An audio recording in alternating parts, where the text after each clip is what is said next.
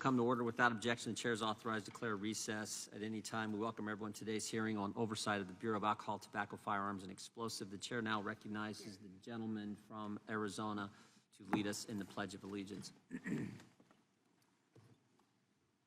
Pledge allegiance to the flag of the United States of America, and to the republic for which it stands, one nation, under God, indivisible, with liberty and justice for all.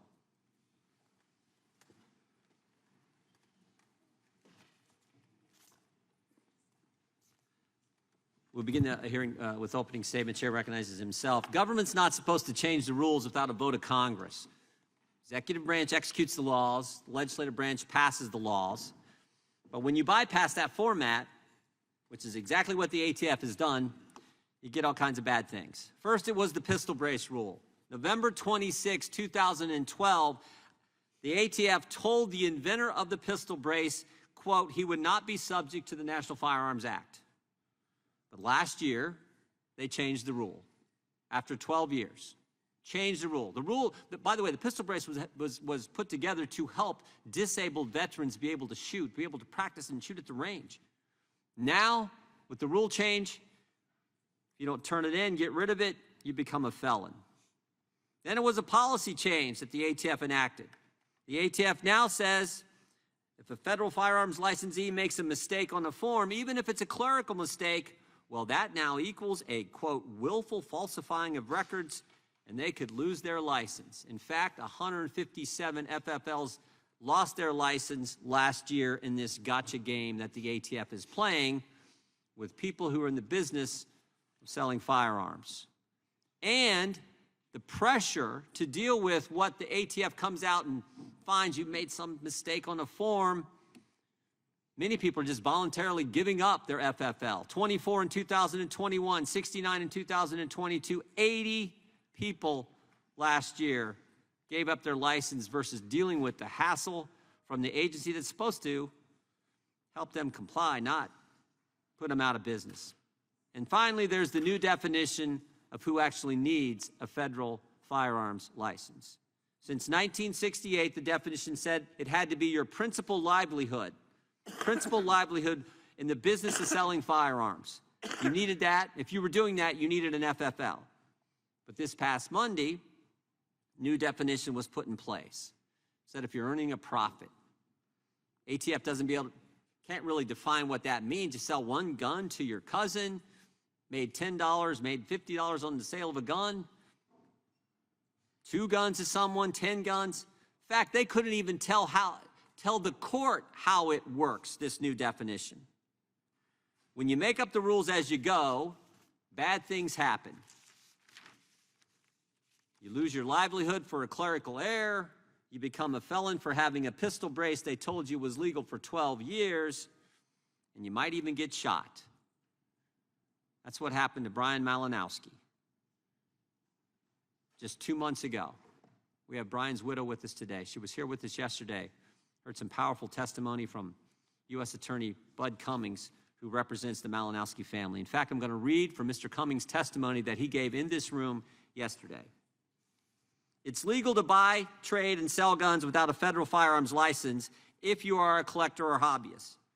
But at some point, the ATF decided that Brian Malinowski had crossed a murky line, and he was no longer a hobbyist. Because of that, ATF concluded he was required to purchase a $200 federal firearms license before he sold any more guns. I call it murky because there is no bright line test. It's truly subjective. But one thing seems certain. Brian Malinowski received no warning. His family, his friends, his work colleagues would all guarantee you he loved his career and he would have never knowingly jeopardized it over a weekend hobby. His real job, his main job, the only job, was he ran the Bill and Hillary Clinton Airport in Little Rock, Arkansas, highest paid official in the municipal government, made $260,000 a year. But on March 19th, at 6:01 a.m., over 1 hour before sunup, 10 carloads of ATF agents and Little Rock Police Department officers came to the Malinowski home to execute their search warrant. Not an arrest warrant, search warrant. At 6:02:46 a.m., ATF agents in full SWAT gear approached the front door. They had a piece of tape ready to cover the camera lens of the doorbell camera, which they did. Next, Mrs. Malinowski heard only a loud crash as her front door caved in. Her husband, Brian, woke up to the sound of the crash, found a pistol, loaded a magazine, and left the bedroom to investigate. Brian warned his wife to stay behind in the bedroom, but Mayer stubbornly followed him down the hallway. The ATF apparently killed electricity to the home. The front room was usually well lit at night, but Mrs. Malinowski saw only darkness as she peered down towards the front entryway. She could only see shadowy outlines of presumed home invaders standing in her front hallway. That's what Brian saw too. Brian fired a few shots at the intruders' feet to drive them back out of the front door. The ATF shot Brian in the head. His wife was standing inches away from him. A mere 57 seconds. 57 seconds elapsed from the time agents covered the doorbell camera until gunshots erupted and Brian was fatally wounded. 6:02:46 to 6:03:43. Agents immediately dragged Mrs. Malinowski into the front yard. She was barefoot, wearing minimal night clothing, and the temperature was 34 degrees. They locked her in the back seat of a car and detained her there for 4 hours, refusing her many requests to check on her husband she had just seen shot, wouldn't allow her to get close or even use the neighbor's bathroom. Even though policies have been in place at both the ATF and the Little Rock Police Department for the past 3 years, requiring the use of body-worn cameras when executing any search warrant, the Department of Justice tells us that no body cameras were used. If this isn't the weaponization of government, I don't know what is. I don't know what is. Mr. Dettelbach, we're going to have questions about this and a host of other things the ATF has done under your watch. A host of other things. We appreciate you being here today. We appreciate you taking our questions, but there's going to be tough questions from folks on our side. And we have a video I'd like to show, which, just so it's a minute and a half, but it first shows ATF agents assembling in the Walmart parking lot a week before March 19th, when they were going to execute this search warrant. Again, pre-dawn hours a week before, but decided not to because they realized Mr. Malinowski wasn't home. And then it shows what happened a week later as they approached the Malinowski home. So let's run the video.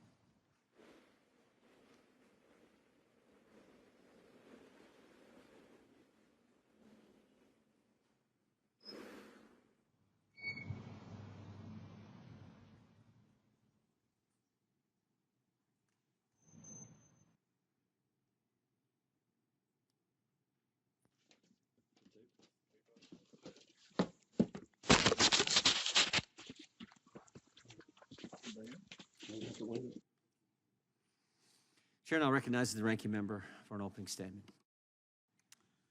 Thank you, Mr. Chairman. Mr. Chairman, we last conducted an oversight hearing of the Bureau of Alcohol, Tobacco, Firearms, and Explosives, or ATF, just over 1 year ago. Since that time, a few things have changed and a great many things have stayed the same. Let's begin with what has changed.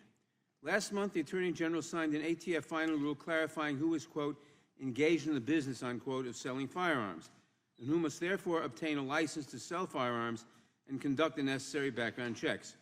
This rule implements a change in this definition made by Congress when we passed the Bipartisan Safer Communities Act, the first significant piece of gun violence prevention legislation in nearly 30 years. Prior to the passage of the BSCA, a person was, quote, engaged in the business, unquote, of selling firearms if they did so, quote, with the principal objective of livelihood and profit, close quote. But under the new law, a person is engaged in the business of selling firearms if they do so, quote, to predominantly earn a profit, unquote. In finalizing this new rule, ATF has adhered to its directive from Congress and has ensured that ATF regulations are consistent with the definitions we updated through this historic legislation that makes Americans safer. Importantly, the new definition and the new rule ensure that more gun sales, including those at gun shows or through the internet, include a background check, a life-saving tool that keeps guns out of dangerous hands. These changes are the only significant expansion of the federal background check system since it was established in the Brady Handgun Violence Prevention Act in 1993. The Department of Justice estimates that there are over 20,000 unlicensed sellers who are taking advantage of ambiguity in the law and who will now have to obtain a license and conduct background checks. Yesterday, in a related hearing, Republicans argued that this new rule is being used to target individuals who are merely selling a gun from their personal collection or who occasionally buy and sell guns as part of a hobby. This is false. The rule, quote, expressly recognizes that individuals who purchase firearms for the enhancement of a personal collection or a legitimate lobby are permitted by the Gun Control Act to occasionally buy and sell firearms for those purposes or occasionally resell to a licensee or to a family member for lawful purposes without the need to obtain a license, close quote. The final rule also states that, quote, nothing in this rule shall be construed as precluding a person from lawfully acquiring a firearm for self-protection or other lawful personal use, close quote. The law and the rule do not impose any new requirements on those who are merely selling a firearm to a neighbor, a friend, or family member, or those who collect and occasionally sell firearms as part of their hobby. Rather than targeting innocent lobbyist sellers, this rule will prevent illegal gun sellers from profiting off gun trafficking. This comes at a critical time, given that the ATF's National Firearms Commerce and Trafficking Assessment revealed that unlicensed gun sales were contributing more and more to the flow of firearms into the black market and, unsurprisingly, becoming a leading source of crime guns. The second new development since we last heard from ATF Director Dettelbach is that Republicans used their control of the House to enact significant cuts to several critical law enforcement agencies, including the Department of Justice, the FBI, and the ATF. We knew this was coming because Republicans have been forthright in their determination to defund, intimidate, and hamstring the agency so that it can no longer effectively do its job and protect Americans from violent crime. Republicans' own messaging documents actually celebrate the 7% cut to the ATF, the law enforcement agency responsible for protecting communities from gun violence, stopping gun trafficking, and ensuring lawful and responsible gun ownership. This brings me to what is still as true today as it was over a year ago when we last conducted an oversight hearing of the ATF. ATF is still the primary federal agency tasked with keeping guns out of the wrong hands, and it is still doing that important work even with the budget cuts forced through by House Republicans. ATF is still providing vital resources that help state and local law enforcement solve crimes and prevent gun violence. ATF is still the only agency in the country that is able to trace crime guns, helping law enforcement determine how a gun came to be owned and used in a violent crime. ATF is also still the only agency that provides local, state, tribal, and federal law enforcement with ballistic imaging analysis, a critical tool that can help solve crime and prevent further gun violence. It provides its assistance at no cost to its law enforcement partners. Despite the significant value that ATF provides to state and local law enforcement, Republicans have defunded the agency, and they repeatedly seek to unravel its regulations through litigation, Congressional Review Act resolutions, and frivolous investigations, even when ATF is merely following the law as directed by Congress. Some Republicans have even introduced a bill to abolish the ATF altogether. The majority says that it stands with law enforcement. So why does it seek to abolish the only law enforcement agency with the capability of tracing crime guns? The majority says that they support state and local police. So why do they attempt to starve the agency that provides state and local police officers with so many critical resources for solving crime, including homicides, gun trafficking, and organized crime? And why do they oppose common sense protections, like background checks and red flag laws, favored by state and local police agencies nationwide? The answer lies in another part of ATF's responsibilities, making sure that gun dealers follow the law by conducting background checks, refusing to sell to those who are not allowed to have firearms, and keeping records so that crime guns can be traced. The overwhelming majority of gun sellers have no problem following these laws. But when gun dealers willfully refuse to follow them, it is ATF's responsibility to revoke their license to sell. Republicans' priorities are clear. They would prefer to keep every gun store in the country open, even those that willfully violate the law, rather than to let ATF save lives simply by enforcing the law. And this brings me to the final thing that is still the same since our last oversight hearing. It is still the case that we're losing more than 100 Americans to gun violence every single day. Even without counting suicides, we have already lost more than 6,000 Americans to shootings so far this year. That includes 88 young children, 454 teens, and 30 law enforcement officers who were killed by gunfire just this year. Democrats have put forth a range of solutions to prevent gun violence, to support law enforcement, and to solve crimes. But since they took control of the House, our Republican colleagues have not advanced a single bill that would make Americans safer from gun violence. Instead, they have continued to push for unfettered access to assault weapons, concealable rifles, and ghost guns, and to abolish the very agency tasked with preventing gun crimes. As Republicans continue to seek freedom from gun regulations, we will continue to seek communities free from gun violence. Director Dettelbach, thank you for appearing here today to talk about the important work that the ATF does to keep Americans safe. I look forward to your testimony, and I yield back the balance of my time. Gentleman yields back $1.4 billion in 2022, $1.6 billion in 2023, $1.75 billion in 2024. Hardly a cut to their budget. Without objections, all other opening statements will be included in the record. We will now introduce today's witness. Mr. Dettelbach is the Director of the Bureau of Alcohol, Tobacco, and Firearms and Explosives. He was sworn in on July 13th, 2022. We welcome our witness and thank him for appearing today. We'll begin by swearing you in. Would you please rise and raise your right hand? Do you swear or affirm under penalty of perjury that the testimony you're about to give is true, correct, to the best of your knowledge, information, and belief, so help you God? Let the record reflect that the witness has answered in the affirmative. Thank you. You can be seated. Please know your written testimony will be entered into the record in its entirety. Accordingly, we ask that you summarize your testimony. Director Dettelbach, you may begin. Chairman Jordan, Ranking Member Nadler, members of the committee. When I testified last year, I said it was my great honor to lead the dedicated employees of ATF. This year, I'll repeat that statement and add that agents run toward gunfire to protect strangers, and our staff works day and night to support our mission. Their work in the last year has been nothing short of spectacular. As I stated last year, the level of violent crime in America is unacceptable. However, due to the hard work of these heroes and our partners, we have made significant progress in making communities safer. Last year, our nation saw one of the steepest single-year declines in violent crime in its history. Murders down nearly 13% across 175 cities. This doesn't happen by accident. It is a result of hard and very dangerous work. In 2022, federal weapons convictions hit a record high, according to recent reporting. In 2023, ATF's criminal enforcement efforts were up again. We indicted even more cases and increased convictions by 8.5%. And the cases that we do make an impact because we focus on removing the most violent offenders from our streets. This progress tells us the strategies are working. It is not the time to let up now. ATF's data-driven support helps law enforcement lock up the trigger pullers and stop the flow of illegal guns to them from trafficking. We must go after both the shooters and the criminal traffickers, both. That is the only way we will continue to drive down firearms crime. Firearms trafficking is not a victimless crime.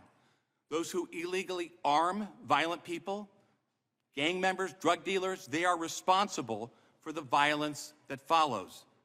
A recent ATF report shows that 60% of trafficked firearms go to convicted felons and prohibited people, and thousands of these trafficked guns are used in murders and shootings. Furthermore, the most common type of firearms trafficking now is dealing firearms for profit without a license. In Midland, Odessa, Texas, for example, in 2019, a man who couldn't pass a background check from a licensed dealer instead went and got a gun from an illegally unlicensed firearm dealer. The result, a deal in a parking lot, a mass shooting, 7 dead, 25 shot, 3 police officers, and a 17-month-old child. These types of crimes prompted Congress to pass the Bipartisan Safer Communities Act 2 years ago. The law provided new tools to hold firearms traffickers accountable. Since then, the Department of Justice, led by ATF and prosecutors, has charged nearly 500 defendants under those new provisions. Motivated by cases like the murders in Midland, Odessa, Congress also included a specific provision expanding who must obtain a federal license to deal firearms, and therefore, crucially, who must conduct background checks before selling those guns. Last month, ATF used the authority Congress delegated to it to issue a final rule on being, quote, engaged in the business of firearms dealing. This rule helps to identify those who must be licensed under Congress's law and is designed to raise compliance with the statute Congress wrote. Even with our progress, the toll of gun violence remains crushing. More than 40,000 people died from gun violence last year. Another 36,000 suffered grievous wounds or wounds from gun violence. And those are not just numbers. We all know, we agree, those are real people, their parents, their brothers, their sisters, and their children. In fact, the leading cause of death for American children is gun violence. Not cars, not cancer, guns. That is unacceptable. We're reminded too often, it was 2 years ago tomorrow, in fact, that a shooter opened fire at Robb Elementary School in Uvalde, Texas, murdering 19 kids, 2 teachers, shooting 17 others. We know there's been so many other tragedies like this. Last but not certainly least, as we commemorated Police Week last week, we're reminded that all too often, the victims of firearms violence carry the badge. Last year, 49 brave officers were killed in the line of duty by gunfire. This year, that number is already at 22, including 4 officers in North Carolina went to the funeral gunned down while executing a warrant at the home of a firearms violator. We have to support law enforcement together, including giving law enforcement the resources we need to protect Americans. Again, now is not the time to let up. We know what works. The data are supporting it. It's time to double and triple down together on our efforts to save more lives. Mr. Chairman, Mr. Ranking Member, members of the committee, I look forward to your questions. We'll now proceed under the 5-minute rule. The chair recognizes the gentleman from Alabama, Mr. Moore. Thank you, Mr. Chairman. I'll yield to the gentleman from Kentucky, Mr. Massey. Thank you, Mr. Moore. Mr. Dettelbach, in February, Chairman Biggs and I sent you a letter concerning the pipe bombs that were discovered on January 6th. These were pipe bombs from over 3 years ago, and the investigation surrounding it. After months without a response, day before yesterday, your department finally gave us a non-response. To be clear, the response was wholly inadequate and borders on showing contempt for Congress. To quote from the letter, this investigation remains ongoing.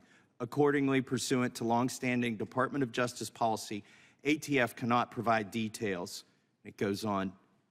This is about the safety of Congress. These bombs were a couple blocks from here, yet you refuse to answer questions about them. If you don't have contempt for us, I'll give you an opportunity to respond to some of my questions here today. Are you willing to answer those questions today? I'm willing to try within the rules, which longstanding rules. I've been in 5 administrations at the Department of Justice, Democrat and Republican, and longstanding policy of the Department of Justice in both types of administration on both sides has been we do not comment on pending investigations. Right. That's a policy. It's not been through some kind of rulemaking. That's a policy, and you can say that to the media, but you can't say it to Congress. We created your department. How many ATF personnel were on the Capitol premises on January 6, 2021? Again, I don't believe I can answer specific questions about the investigation. I know that that may not relate to the investigation. So I know that I wasn't here during that period. That predated my time on January 6th, the January 6th attacks. So I know there were some ATF agents who were called to help protect members of Congress. I don't know how many. Well, that's not an acceptable answer. We've asked you this months ago, and you just send us a letter saying you can't answer that. Yet, according to a FOIA report obtained by Judicial Watch, there were 19 people here. So for you to say you don't know or you can't tell us is ludicrous. I mean, these are subject to FOIA reports. Congress, I'm happy to also get back to you with information. If I don't remember all the numbers at the tip of my fingers, I'm sorry about that. Are you willing to confirm that the pipe bombs planted at the Capitol Hill Club and the DNC on January 6th couldn't have gone off with the 60-minute kitchen timer if they were placed the day before? Respectfully, Congressman, I do believe that this does go into the area of the investigation, which is ATF is supporting. FBI is leading that investigation, and I cannot comment on We're 3 years into it. Who was the on-scene incident commander for the ATF on January 6th? Again, if you're asking about the scene of the investigation at the headquarters, again, You're not going to tell us who the incident commander was? I don't know. I'm telling you, if that relates to the scene not here at the Capitol building where we were protecting Congresspeople from attack, but to the other investigation scene, we can try to get back to you, but I will tell you, if it relates to a pending investigation, we won't be able to comment. Does the ATF provide training to U.S. Capitol Police on explosive detection, detonation, disarming, or conduct, or simulation training exercises with U.S. Capitol Police? We provide, the National Center for Explosives Training and Research in Huntsville, Alabama, provides training to numerous different law enforcement agencies. I would not be surprised if Capitol Police were one of them. I don't know about the training regimen. People are going down there all the time to get training. Were the 2 pipe bombs on January 6th part of a training exercise? I cannot comment on a pending investigation, but if... Okay, well then I don't need to hear what... In general, I would say to that, I think if law enforcement knows that something is part of some sort of a law enforcement exercise, they wouldn't be conducting that long of an investigation in general, but I don't... In my last remaining seconds, I want to show you a video of something that you said on 60 Minutes. And we depend on firearms dealers, many of whom are our first line of defense, who will pick up the phone and help us and try to interdict this. And for those who aren't doing that, I hope and expect that as Americans, we will all do that.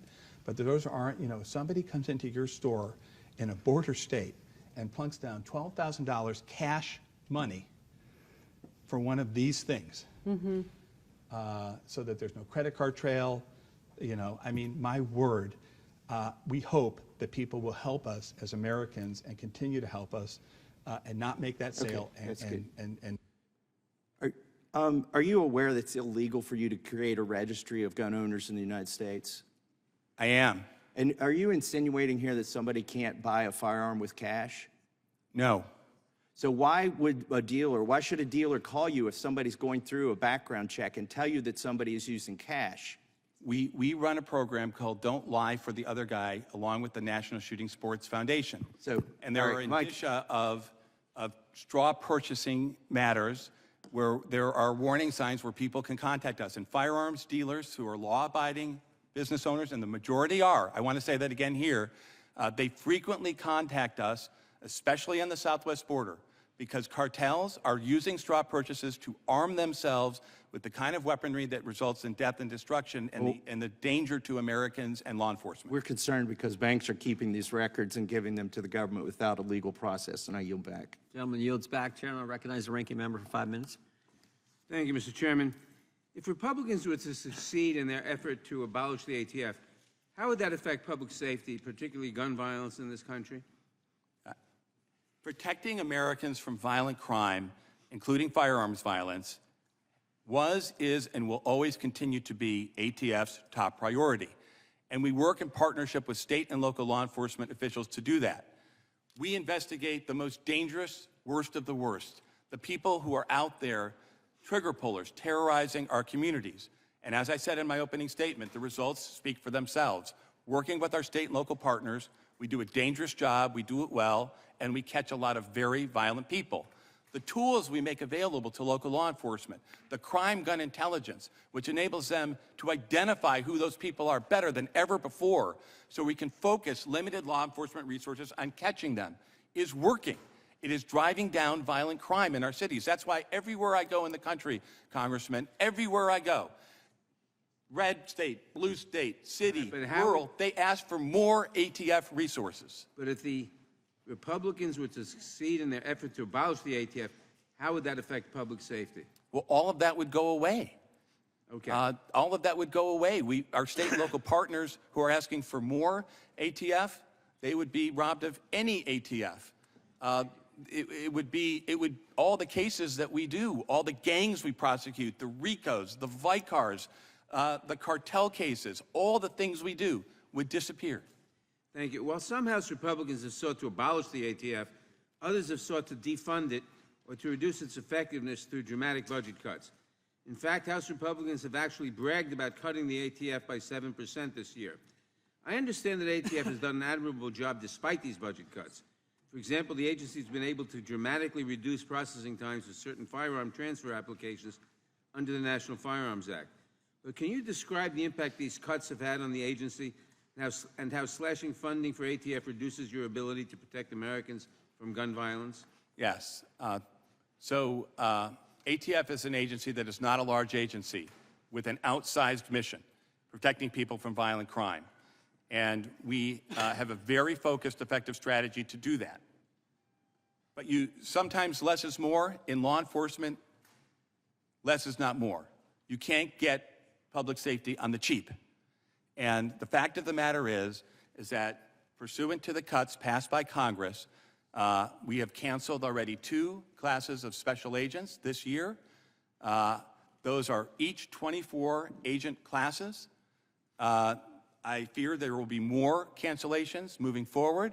We have obviously cut people in all job categories, lab technicians who run DNA tests to try to catch mass killers like happened in Goshen, California. We are doing the best with what you give us. We will continue to work to do that, but there's no doubt that the cuts that have been imposed will have a direct impact on public safety and ATF's mission to fight violent crime, no doubt. Thank you. Last week, we heard a great deal from Republicans about the need to support state and local law enforcement.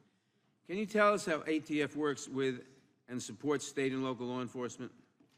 There is no better partner in federal law enforcement for state and local police, sheriffs, state police than ATF. We stand shoulder to shoulder with local law enforcement doing the most violent cases that they do. And everywhere I go, as I said, Congressman, every chief I talk to, every sheriff I talk to, it doesn't matter, urban, rural, north, south, Midwest, East Coast, they all say the same thing. Thank you. You guys are doing great. Please send more agents. Can you explain what a ghost gun or personally manufactured firearm is and why such firearms pose a danger to the American public? ATF's legal responsibility is to implement the laws that Congress passes.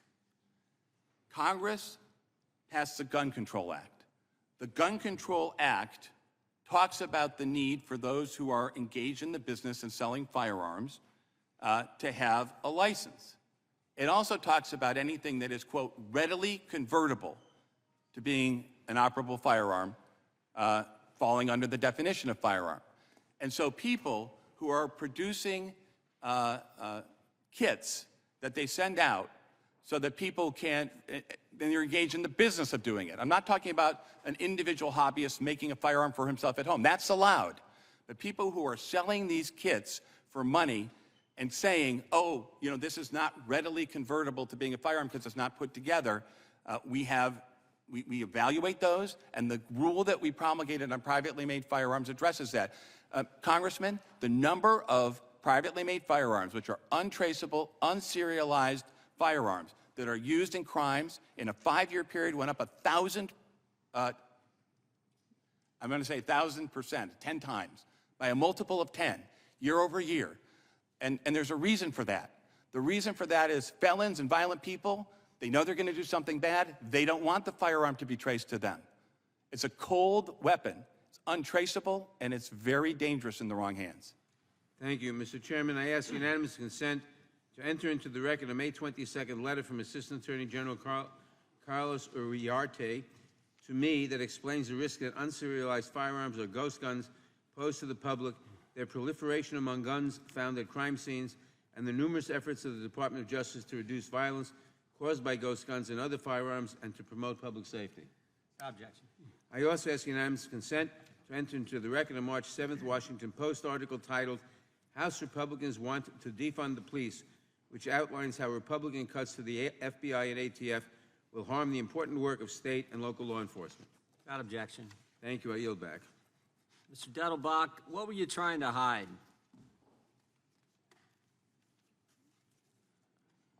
On the raid on March 19th at Mr. Malinowski's house, disabled the doorbell camera, cut electricity to the house, and you didn't wear body cameras. What were you guys trying to hide? Mr. Chairman, we're not trying to hide things. In fact, Sure after seems Mr. like it. After You guys cut electricity to the house? after the Oh, after that's the- a question. I'm trying to answer. After the okay, if there's no question, that's fine. I'm sorry. No, that is a question. Did you? After the incident, we, along with the Little Rock Police, called for an independent investigation being done by the Arkansas State Police and the local prosecutor. No, I there. asked- That's I not asked- trying to I hide asked- anything. I asked 3 questions. Why'd you put the tape on the doorbell camera? Why'd you cut the lights? And why didn't you wear the body cams? What are you trying to hide? And Mr. Chairman, the reason that we called for the investigation is we're not trying to hide anything. The reason I'm not going to talk about what's going on in that investigation is to respect its independence and out of fairness. There's a reason for the Department of Justice policy that's existed for so many decades about not commenting on pending matters. It's not fair to people, and it risks the perception that people are trying to influence how about the this one? Why'd you ignore the rules?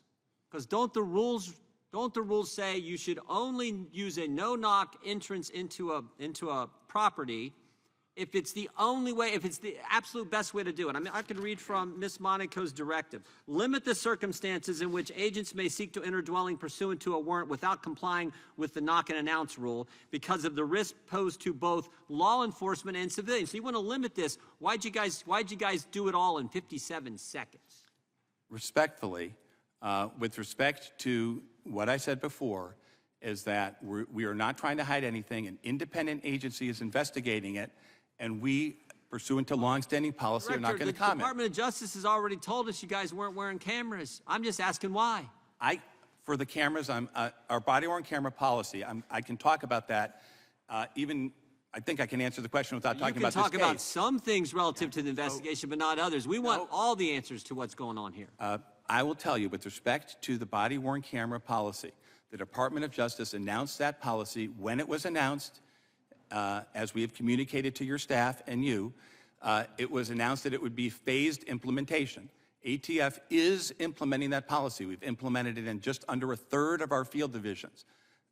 We have not received 3 separate requests for program funding from Congress to do so, but we are still doing it.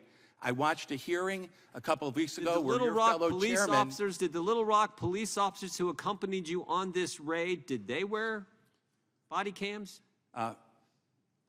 Again, not commenting on this specific case, but in general, the Department of Justice written policy allows local law enforcement on these types of operations, short-term operations, to follow their own guidelines and policies, if they wish, in body-worn cameras. And what I wanted to say is... Their policy was to wear them. They weren't wearing them that day. We want to know why. Did you tell them not to wear them? Mr. Chairman, again, it is simply unfair at this point while there's a pending investigation. That's a simple question. We just want to know why they weren't following the rules. Their rules say wear body cameras. Your rules say wear body cameras. You weren't wearing body cameras. I go back to my original question. What were you trying to hide? We saw the video where you walked up and you put the tape on the doorbell. We know there were no lights to the foyer area. We have Mrs. Malinowski here who can testify to that. And we know you weren't wearing body cameras. What were you hiding? Again, Mr. Chairman, we're not hiding anything. And with respect to the body-worn camera policy, the people there hadn't been rolled out. Why on the 12th did you not go and search the home? You were all circled up, ready to go, but a week before, on the 12th of March, you don't go, you go on the 19th. Why did you decide not to go on the 12th? Mr. Chairman, these operations, and by the way, we do about 11,000 operations each year. They're very dangerous operations. ATF doesn't do anything that is not dangerous. Well, it's not quite true, but many of them are very, very dangerous. And those operations are handled by people with decades of law enforcement experience. They plan them, they look at things. Director, you got to admit, this is a little unique. You got a citizen, the highest paid official in the municipal government, Little Rock, Arkansas, making $260,000 a year, running the airport, no criminal background history, nothing, and he's dead at a pre-dawn raid when it sure looks like you could have served this search warrant when he wasn't there, but you decided not to. You decided to wait till he was home when you did it on March 19th. And as a result, Mr. Malinowski is no longer with us. Well, first of all, let me just say this, Mr. Chairman. Obviously, any time that there's a loss of life, that is a profound incident. And of course, on behalf of just myself, ATF, and all law enforcement, we are very sorry when those things happen. Also, an agent was shot that day, and I'm sure you are sorry that that occurred also. Of course, all the more reason to follow the no-knock warrant, not to have a no-knock warrant take place and follow the rules. Mr. Chairman, as somebody who has worked with law enforcement for decades, there's a great temptation when a horrible incident happens to prejudge. Sometimes people even try to use it to advance agendas. The cops who are in the field and the family I just want the answers. My time has expired. The chair now recognizes the gentleman from Georgia, Mr. Johnson, for 5 minutes. Thank you, Mr. Chairman. Mr. Dettelbach, thank you for your service. Many of my colleagues and I have been strong proponents and supporters of the use of body cameras and funding for those cameras. And so, in some ways, it's rather surprising to read that Chairman Jordan recently criticized you, he just did it today, about body cameras and what happened to them, why they were not being worn. But meanwhile, House Republican Appropriations Committee Chair Hal Rogers just last month criticized your budget request for its department-wide emphasis on equipping federal agents with body cameras. Is there anything in response that you would like to say to Chairman Jordan, who supports the use of body cameras, versus Chairman Rogers, who wants to defund the use of body cameras? Well, it's not my position to get in the middle of two chairs, but I will say this. Anybody, Chairman Jordan or anybody, we've been implementing this policy for several years. Anybody who wants to support it, I welcome to the effort. And we need to fund it. And let me just move on, because there's been allegations that this gentleman who the chairman just discussed, Mr. Malinowski, suggesting that he was just a hobbyist. You know, we call him an unlicensed gun dealer, but they say he was a hobbyist and a firearms enthusiast. In your opinion, is someone who buys and then almost immediately resells at least 150 firearms over a 3-year period a hobbyist or an unlicensed gun dealer? Are they a hobbyist or an unlicensed gun dealer? My opinion and your opinion and others' opinions are not what counts. What counts is the federal judge's opinion, who reviewed the search warrant affidavit here and found probable cause that 2 separate federal laws had been violated relating to unlawful firearms acquisition and dealing. And in that affidavit, which is public, some of the things that are set forth are that Mr. Malinowski had not obtained a license, that he obtained about 150 firearms in the period prior to this incident, that he sold a good number of them, some one day after he had obtained them, that one of those firearms was found on the person of a 15-year-old Norteño gang member in California. Another was sold in the backseat of a car in Little Rock to a convicted robber. Others were found on a drug dealer in California, a kilo of marijuana, other drugs in the back, baggy scales consistent with distribution. And so, respectfully, these are not victimless crimes, and it is up to Congress and the judge to make that determination. Those agents were present pursuant to the terms of a federally judicially approved warrant. The time they were there was approved. The day they were there was approved. Let me ask you this. Do you have any idea how many unlicensed gun dealers, just like Mr. Malinowski, are operating in this country, selling multiple tens of hundreds of firearms yearly? I don't. We Any can get idea? back to you with we recently published a national firearms trafficking report that talked about the fact that the percentage of people who are trafficking in this manner has now grown to be the #1 way that people are unlawfully dealing firearms. So 40% of all our criminal trafficking cases deal with the notion of people engaged in the business of dealing without a license. That has grown over time. Okay, let growing. me get this question in. You know, prior to your confirmation in 2022, there had been a 7-year lapse between confirmed ATF directors to the time when you were confirmed. And during that 7-year period, the crime rate and violent crime rate in the country went up and was going up. And then COVID hit, which caused it to recede for a second. And then you were appointed. It's not a mere coincidence, is it, that your appointment and confirmation has resulted in a decrease in crime, in violent crime? To me, it's the men and women out in the field who are doing the work. I have the privilege to lead them, and I give all the credit to the brave ATF agents and police officers who are out there risking their lives. But thank you for saying this, but it really is them who's doing the work. Well, without leadership, it's hard to get things done, and I thank you for your leadership. Thank you. And with that, I yield back. Gentleman yields back. Gentleman from Texas recognized. Thank you, Mr. Chairman. I believe with us today, Ms. Malinowski, if you're out there, would you please stand? I'd like to recognize you, Ms. Malinowski. Her first name is Mayor, Director. Would you like to stand up and look at her and apologize? I've already said, of course, whenever these things happen, it's a tragedy. Of course we're sorry. Everybody is sorry that this occurred. Yeah, look at her, don't look at me. It doesn't mean that, I'm trying to also speak into the microphone. It doesn't mean that we can adjudicate this here today. There's an investigation going on. But of course, everybody, and everybody feels bad, I'm sure that a federal agent was shot, not shot at, shot that day.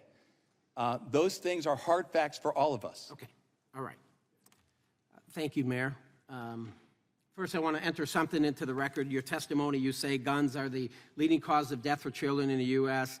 Not according to Snoops. It's a far-left publication. It is traffic crashes. Could I have that entered into the record? Without objection, so ordered. Thank you so very much. I was a sheriff, 8 years as in law enforcement, 30, conducted a lot of search warrants. My agency, I would not allow for no-knocks. Just didn't allow it because what we've seen over the past several years, when you have these SWAT teams looking like ninjas coming to doors at 6 o'clock in the morning, it just could cause some problems. You stated in your testimony just a few minutes ago, 11,000 of these a year. Very dangerous, done with very experienced agents, right? What policies do you have when you are going to execute search warrants, arrest warrants, to mitigate risk? Mitigate risk. Yeah, Congressman, First of all, we do a very, very thorough job of training, which is, of course, as you know, as a sheriff, very important. Second, we have operations planning. We have review of the operations. Executing a search, well, thank you. Executing a search warrant pre-dawn, early in the morning, knowing people are going to be in bed, how does that mitigate risk? Especially when you do it and it's a no-knock. So Congressman, as a former sworn sheriff, I assume you would agree with me that police are entitled to due process also. I tell you what it appears to me is what I've seen from the federal government, whether it's ATF or the FBI, doing search warrants or arrest warrants on J6ers, going in there with flashbangs, with the big Bearcats. I had a Bearcat, I know what it is. And having agents come out looking like they're ninja turtles for combat. I think not only are you scaring the hell out of the entire neighborhood, but when you kick down or break down a door and you don't even announce who you are, what do you think is going to happen? This was Mr. Malinowski there to try to protect his family. He didn't know. If you would have called him, sir, had a casual conversation, were you aware that he had no criminal history? Sheriff? I just want to ask a question. Are you aware, did you know the gentleman had no criminal history? No prior? Am I aware sitting here? Yes. Were you aware of it? In firearms trafficking cases, and people who are dealing without a license and buying 150 I'm sure there are a lot of bad hombres out would there. not have a I'm criminal. trying to focus on Mr. Malinowski. Were you personally aware that he didn't have a criminal history? Again, I'm trying to answer your question directly. Obviously, it's quite clear you weren't. It's quite clear you weren't. And I want to talk about mitigating risk, but were your agents wearing body cameras that day?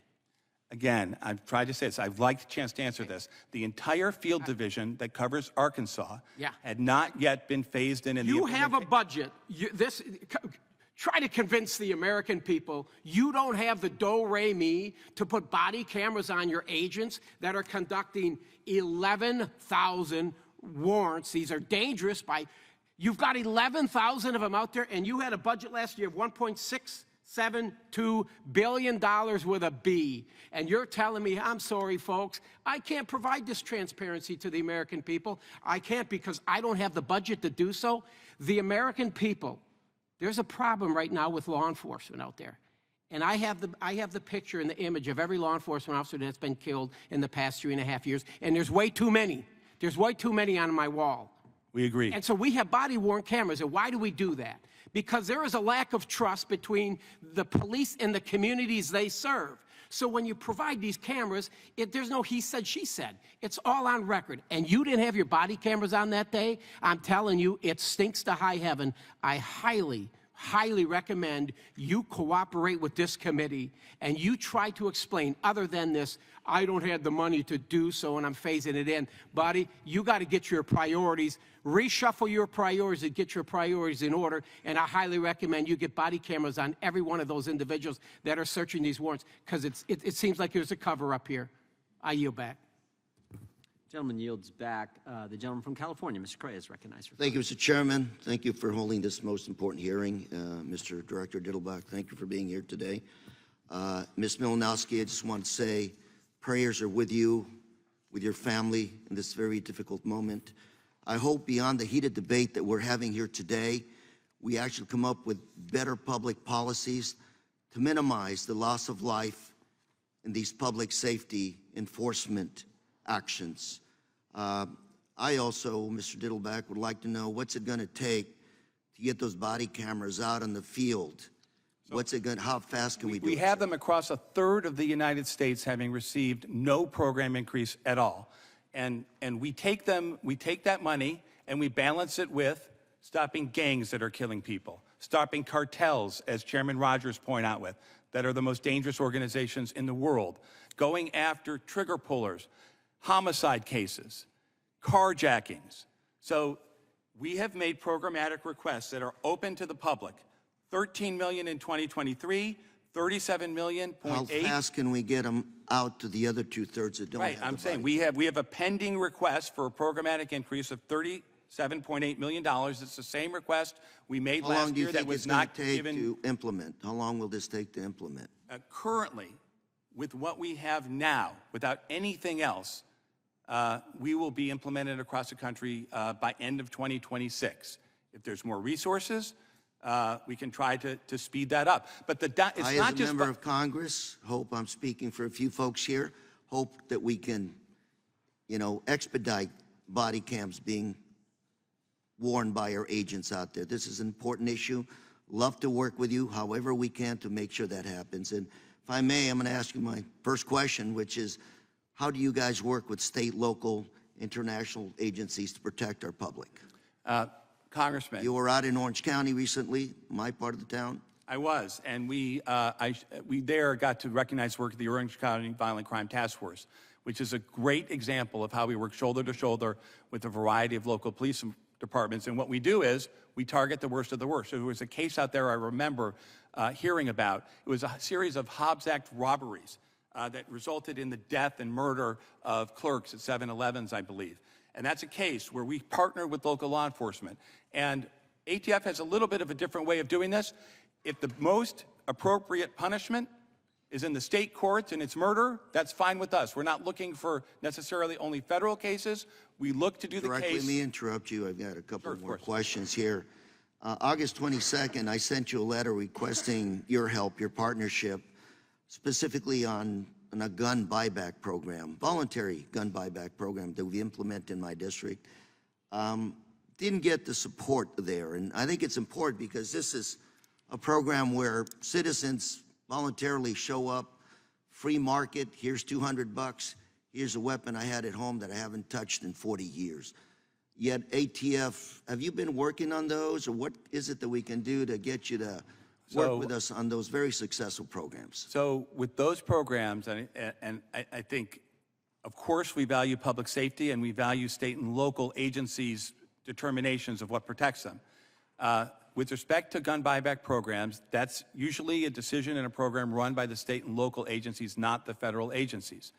We need your help in executing those. Well, sometimes agencies can and do apply for burn grant money that can support their comprehensive plans, but ATF does not get involved in the actual operation of gun buyback programs. That is done by state and local authorities. We'll talk some more later, but I do think these are important programs.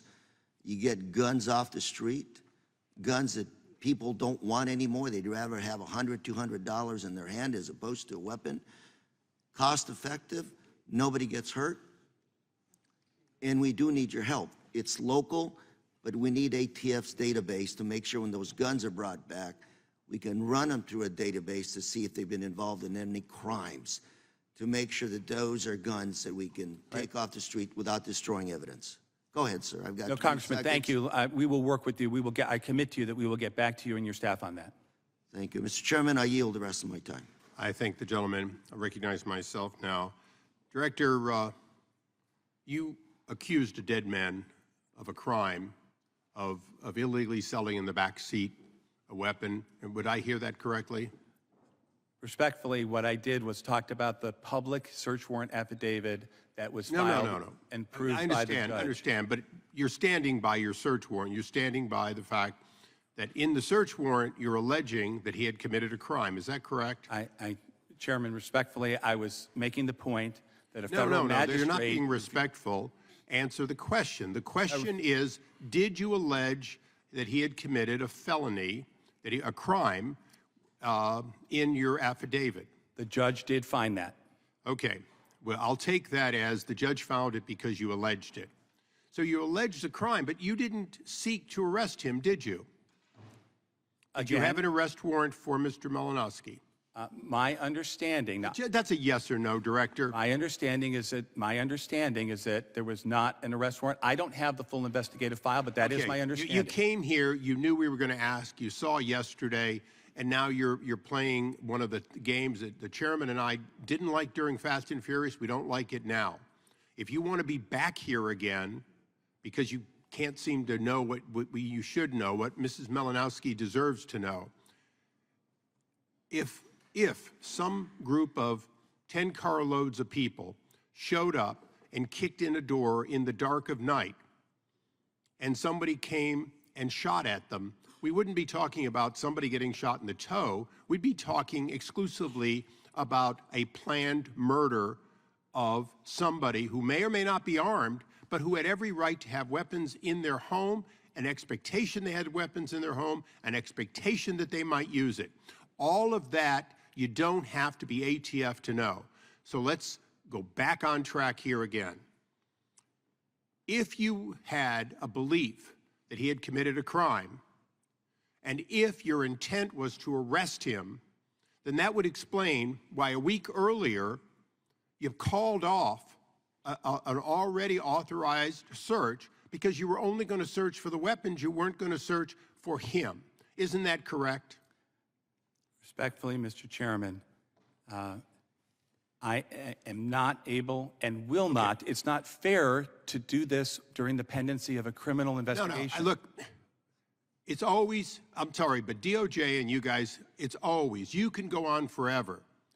Hunter Biden's over. Why didn't you do a no-knock on him at his home with the vice president? To be clear, this isn't our investigation. We in the Little Rock Police asked an outside investigation be conducted by the Arkansas State Police. It's their investigation.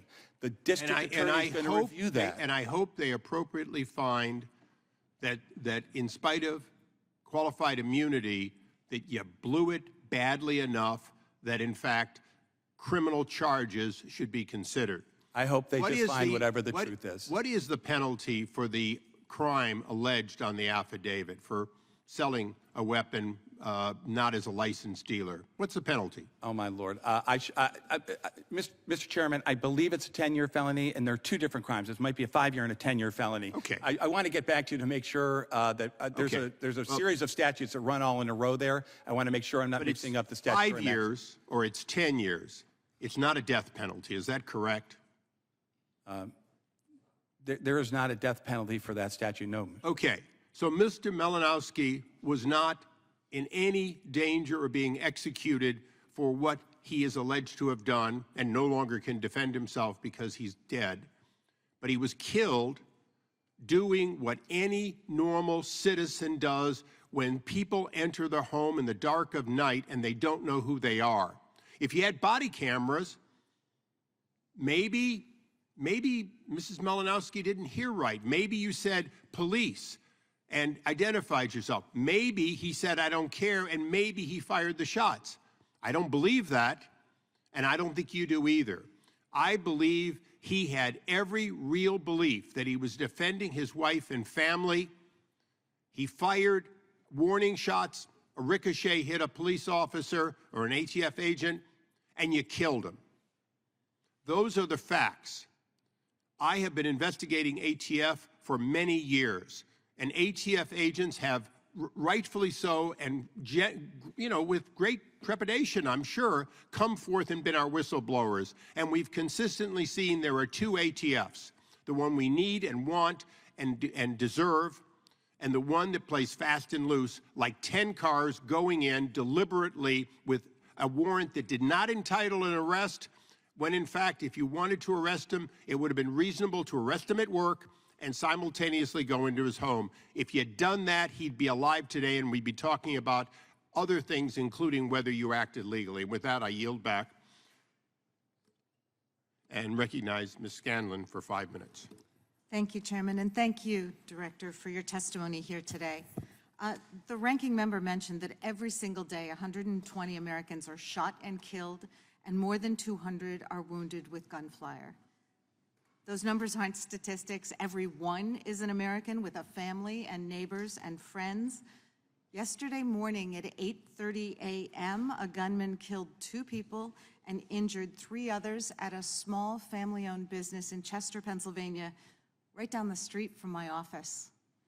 5 people were shot. Their coworkers and community were traumatized just for showing up at work in the morning. This unrelenting, unnecessary daily toll of gun violence is hitting families in every corner of every community across our country. Yesterday, it happened in Chester, a post-industrial city that straddles Interstate 95, which is known in law enforcement as the Iron Pipeline, because it's the route that gun traffickers regularly use to smuggle weapons from states with weak gun laws to states with stricter ones. The senseless violence is outrageous, but it's not inevitable. There are things we can do. This violence is enabled by lawmakers who choose to do nothing, who block legislation in the wake of tragedy after tragedy, while the American people are crying out for real action. Whenever Democrats try to explore how Congress can act to stem this uniquely American carnage, our Republican colleagues say the solution is to enforce the laws that are already on the books.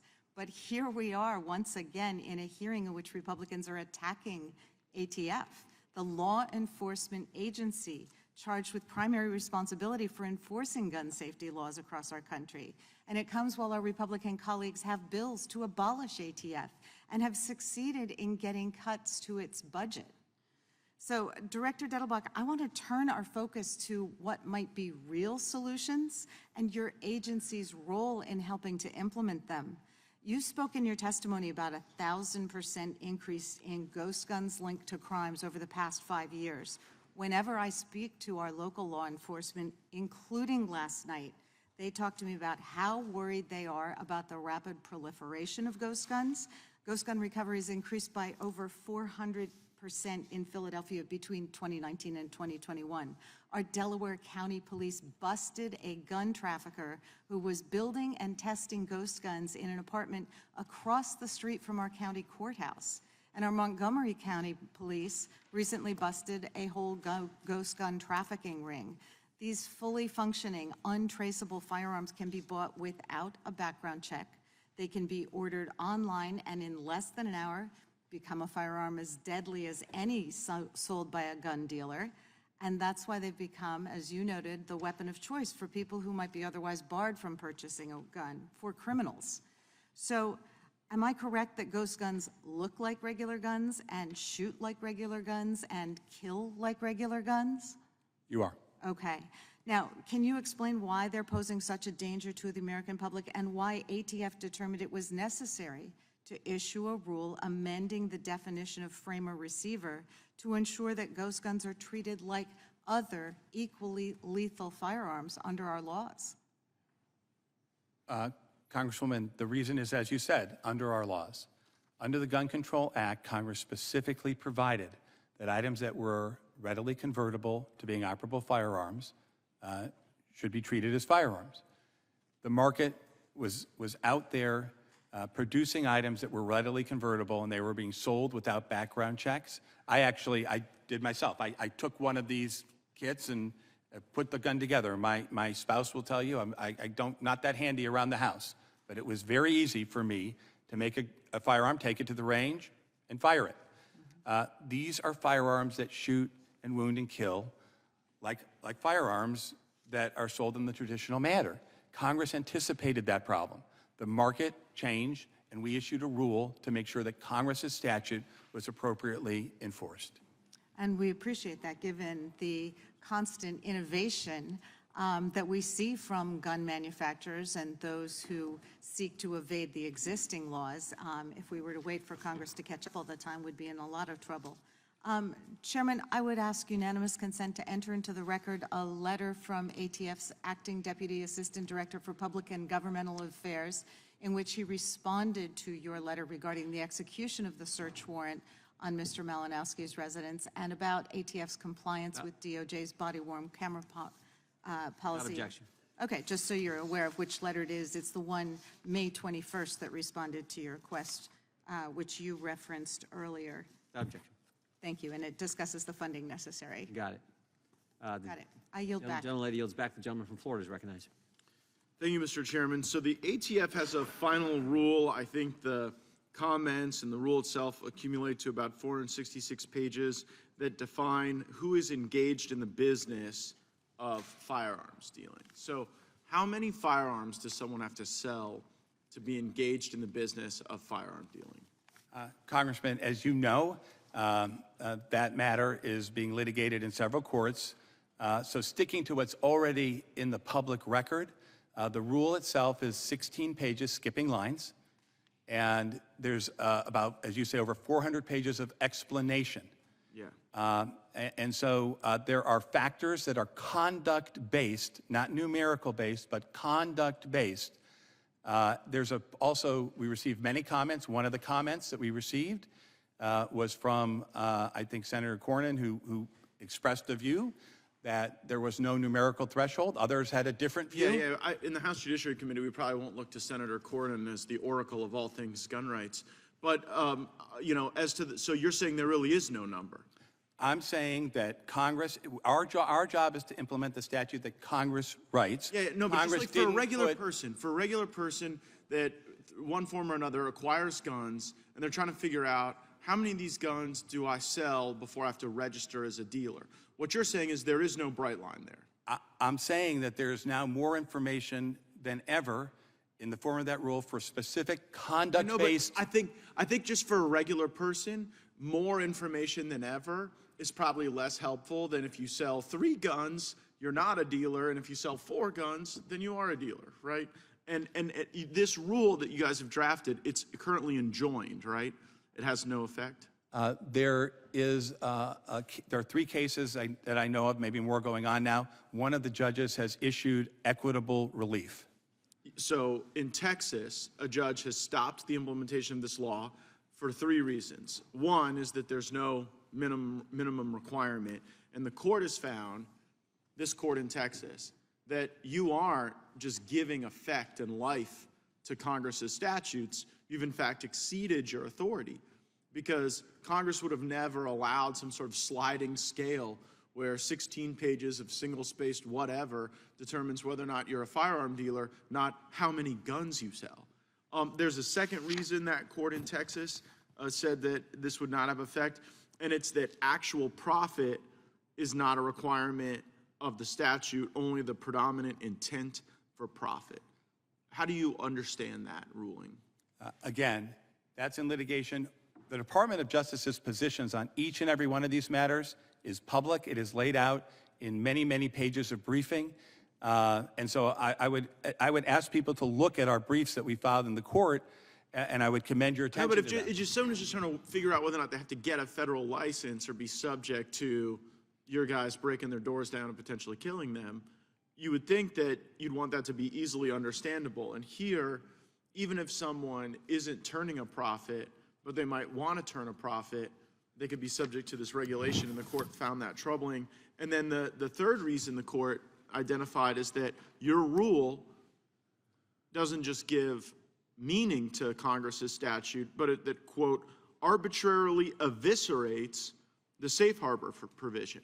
So there's a safe harbor provision of this law that says if you're just engaged in the occasional sale or exchange or purchase of a firearm for a personal collection or a hobby, that this regulatory structure wouldn't affect you. But what the court is saying here in blocking your rule is that you have eviscerated the safe harbor that exists for the hobbyist. Do you have a reaction to that ruling? Again, yes, our position is not that, but it's under litigation. We have filed extensive. I know, but here we briefs on are. this. Make your argument. Well, I mean, they're sitting here in court trying to figure out what Congress means. What we're saying is there should definitely be a bright line in terms of guns. You shouldn't have to have this pondering question about profit motive, and you shouldn't eviscerate the safe harbor. That's what we're saying. So what's your argument as to why the safe harbor should be eviscerated? Our argument is to look to the statute that Congress wrote. The statute that Congress wrote, and I just want to make clear that people understand this, there was an earlier comment about the word livelihood. That's not in the law anymore that Congress wrote. Congress took that out of the law. It doesn't exist anymore. So we start with the statute. That's where things always begin and end, I know you started with the statute, but what this court is saying is that you have exceeded the statute. You've done it in a way that eviscerates the safe harbor, that blurs the lines, and that creates no discernible way for people to comply with the law. And the reason I think you guys are doing that is you want to make it more difficult for people to engage in the legal, lawful, and constitutionally contemplated manner to transfer firearms, and you're trying to criminalize an entire enterprise. And that's why you see us trying to curtail some of your funding and your authorities. I see my time's expired, Mr. Chairman. I yield back. Gentleman yields back. The gentlelady from Georgia is recognized. Ms. Shaw. Thank you, Chairman. Thank you, Director Dettelbach. Thank you for coming before the Judiciary committee again. I really appreciate it. I know that the work that you do really saves lives. I know that, and it protects our communities and helps many of us sleep a little bit better at night, and me in particular. I, for one, as well as many of my colleagues here, we do truly understand that the ATF plays a pivotal role in preventing gun violence by removing gun traffickers from our neighborhoods, ensuring that only lawful and abiding gun owners can purchase firearms, and assisting law enforcement at every level in solving gun crimes. And this committee has had many field hearings on victims of violent crimes, and well, it's ATF's job to do so, to do that very thing, to bring our perpetrators to that are violent crimes, to bring them to justice. The most logical thing for us to do today is find ways to support you, to support ATF's mission to reduce violent gun crimes.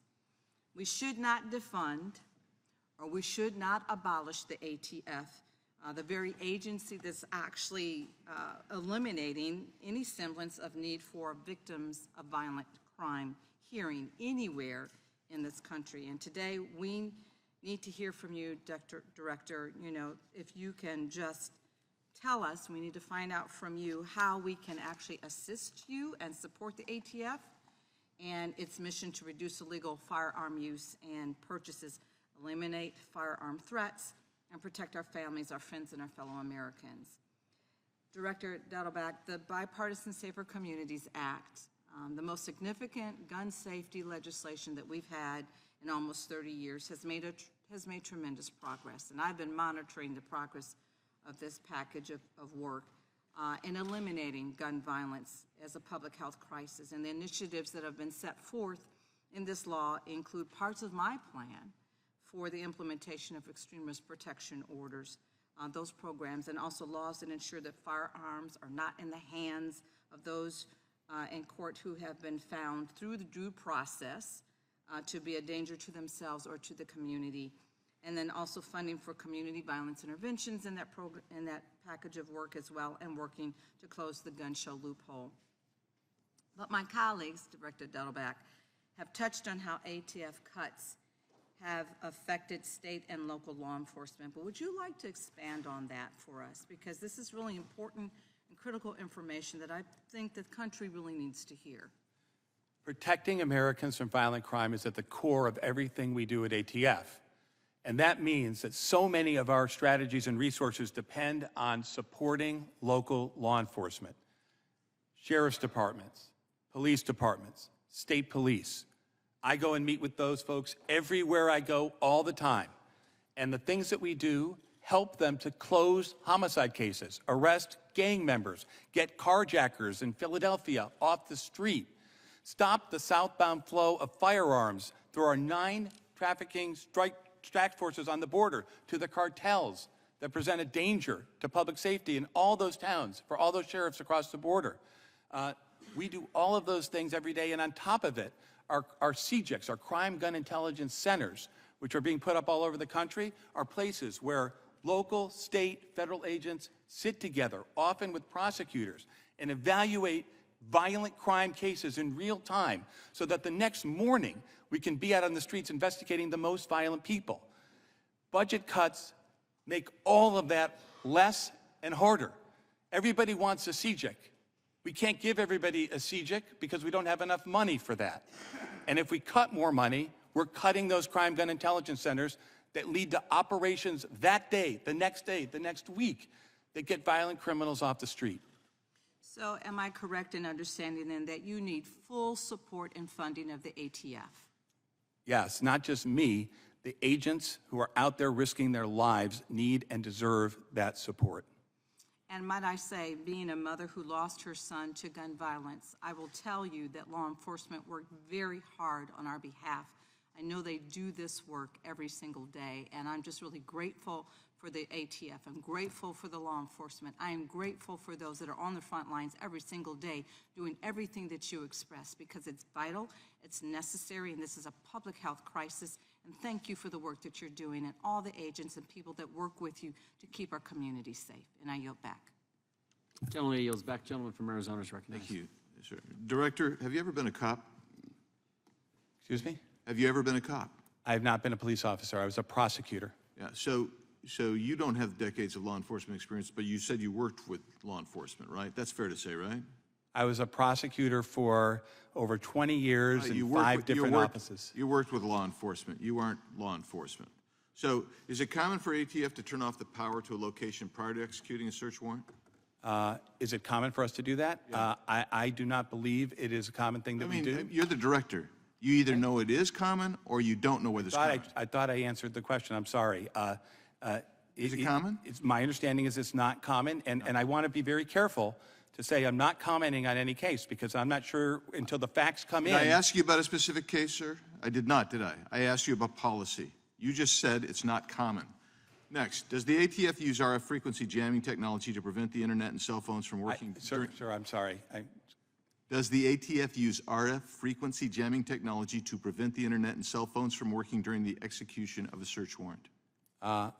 Again, I am not going to sit here, and I guess I maybe should have said this before, and comment on the tactics that we use when we go into dangerous places, because it provides a blueprint for criminals to hurt us. Let's get this straight then. You told us you won't answer anything specifically about a case. Now you're saying you're not going to tell us generically. Maybe we can contact your staff in private setting and have a conversation instead of broadcasting next for all one. the criminals. Does the ATF use dynamic entry as their means for entry during the execution of a search warrant? Does the ATF still use dynamic entry as their means for entry during the execution of a search warrant? Again, I don't think it's appropriate. We can communicate with you on these kinds of training issues. I just don't want to give a public blueprint for people tomorrow and the next day who are going to be facing law enforcement through the door to know how we're coming, what we're doing. Do you assess pattern of life as a part of risk assessment conducted prior to executing a search warrant? Can you answer that one? I think that's far enough afield that I could say, depending on the case, we can assess pattern of life at times, of course. Depends on the case, right? Some cases it's appropriate, some cases it's not. These are I don't do this, right? The career law enforcement people, as you pointed out, do this with decades of experience. I don't armchair quarterback them either. But here's the deal. You're the director, and I would expect that you would know what the policy is. And it looks to me, you've convinced me that maybe Mr. Nels was right. I'm not sure that I thought he was right. But you didn't want to tell us specifically about the Malinowski case. I got that. I think it's wrong. I think it's a false narrative. But then when I start asking you about policies, generic policies. Now all of a sudden you don't want to answer those. So when you coordinate with local law enforcement you do coordinate with local law enforcement prior to the execution of a search warrant? In most cases, yes. Certainly, most of our cases we're doing shoulder to shoulder with law enforcement. So these are yes or no questions. Thank you for answering yes. Is it the ATF's practice to instruct law enforcement partners to turn off their body cameras when participating in search warrants with ATF? ATF's written policies that are in our MOUs is that if a local law enforcement agency has a body-worn camera policy and we're going on one of these short-term operations, they are entitled to follow their own policy if they wish. That is in black and white. Can you tell us the difference on how the ATF would handle a search warrant on a violent felon versus an individual who allegedly sold a few firearms without a license? Is there a distinction in your mind? Is that in ATF's approach? In every case, we do risk assessment, and it's dependent upon all the facts and circumstances of any particular matter. So in every case we do it, but you can't boil it down to one or two things. It's a risk assessment that experts who are risking their lives conduct. How does the ATF balance the need for operational security and the need for the safety to the public? We have to do, you're asking about balancing, I think you said operational security, and we have to keep the public safe. That's obviously paramount. But police officers are entitled to go home alive at the end of their shift also. And we also have to make sure that we're doing that as well. You have to do both. So you didn't answer the question. The question presupposed exactly what you just said. We know that you have to balance them. How do you balance them? That's the question. How do you balance them? The answer is both are paramount, and we have to do both in each operation. But I will tell you this. There's no such thing for a police officer as no risk. They sign up. We sign up. The agents sign up to risk their lives. and they often go into very dangerous situations in order to do that, so there's no way to mitigate all of their risks, sometimes very dangerous risk from any operation. And we understand that. We appreciate that. Now, I have to say that you didn't answer Mr. Massey's our letters to you. I'm hoping that you said you're going to give us additional responses to the questions I've asked you today. I would anticipate that you'd give more fulsome answers than you gave us regarding the pipe bombing issue. Gentleman yields back. The gentlelady from Washington is recognized. Thank you, Mr. Chairman. Director Dettelbach, thank you for being here. One major cause of migration into the United States is instability and violence in parts of Central America, which is partly fueled by the flow of firearms from the United States into Mexico, Central America, and the Caribbean. ATF reported that more than half of crime guns recovered in Central America, 70% of crime guns in Mexico, and 80% of crime guns in Caribbean countries are sourced from the United States, fueling instability and migration. But my Republican colleagues have refused to support common sense gun safety legislation that would fight the flow of American guns across the southern border and help address the root causes of migration. Instead, House Republicans have continued to criticize the Bureau, undermine resources to allow officers to do their jobs, and oppose common sense gun safety legislation at almost every turn. Could you describe any recent or current trends that ATF has found regarding the flow of firearms from the United States into Mexico and Central America? So ATF's job obviously includes firearms trafficking. And one of the types of firearms trafficking we're seeing, right, there's domestic firearms trafficking that goes to California and New York and places all over the country. There's also southbound firearms trafficking. And it is accurate to say, and we shouldn't be reticent to say it, it's the truth, that our firearms that are going across the border southbound are helping to arm the cartels. That's right. So what do we see? We have 9 task forces that are southbound task forces set up along the border. They work with state and local law enforcement, they work with DHS, and we have the opposite problem, right? Other people are trying to stop things from coming north. We're focused on stopping firearms trafficking going south. They're related sometimes. But Congresswoman, what we see is that criminal organizations, including the cartels, are using our freedoms against us. So they're developing straw purchasing networks, for instance, where they're going into firearms stores and sending somebody in there without a record, paying them a small amount of money, and getting them to buy large military-grade weapons, 50s, you know, that can be easily converted to machine guns down south, paying in cash and doing it over and over and over again. So what are we doing? We're working with firearms licensees across the southwest border and now increasingly elsewhere because the cartels adapt, right? One of the things you asked about trends, they're going elsewhere now, not just on the southwest border. They're going to other states to try to arm themselves. So these are disturbing trends. These are very sophisticated, vicious organizations, and the ATF and our partners are doing everything we can. Interdictions, southbound interdictions are up in double digits year over year. We're very proud of that. But we should not fool ourselves that the problem is solved. These are very wealthy, aggressive, violent entities. Thank you. When you were here last year, we discussed your partnership with state and local law enforcement to implement the Stop Illegal Trafficking in Firearms Act, which Congress included in the 2022 Bipartisan Safer Communities Act. You've spoken about some elements, but could you provide any other additional update on your extensive efforts to implement that legislation? Yes. So there were 2 separate criminal statutes that Congress created. One of them was a straw purchasing statute, first ever. The other is the trafficking statute. Both have been exceedingly useful, both in individual cases of firearms trafficking and in larger organizational efforts with respect to cartels and criminal organizations all over the country. So these are tools that we continue to use. We continue to work with the U.S. Attorney's community in appropriate cases to get appropriate punishments in those matters. There are new statutes. And again, as I said, what I explained to everybody and what we explained to judges is that firearms trafficking is not a victimless crime. We don't see the victim in front of us, but so often the firearms, 60% of those trafficked firearms are going to felons and prohibited people, and they're using to hurt innocent, law-abiding Americans. That's what we have to do to implement. We have to make people understand that the distributors are also responsible if they're breaking the law. And just quickly, many of the guns recovered from crime scenes south of the border are bought legally in the United States. How can we stop that from happening, and what resources do you need from Congress? Well, when a firearm is purchased legally in the United States and it crosses the border, that's a little bit different, right? That's a situation where those whose full-time job it is to police the border are probably the lead.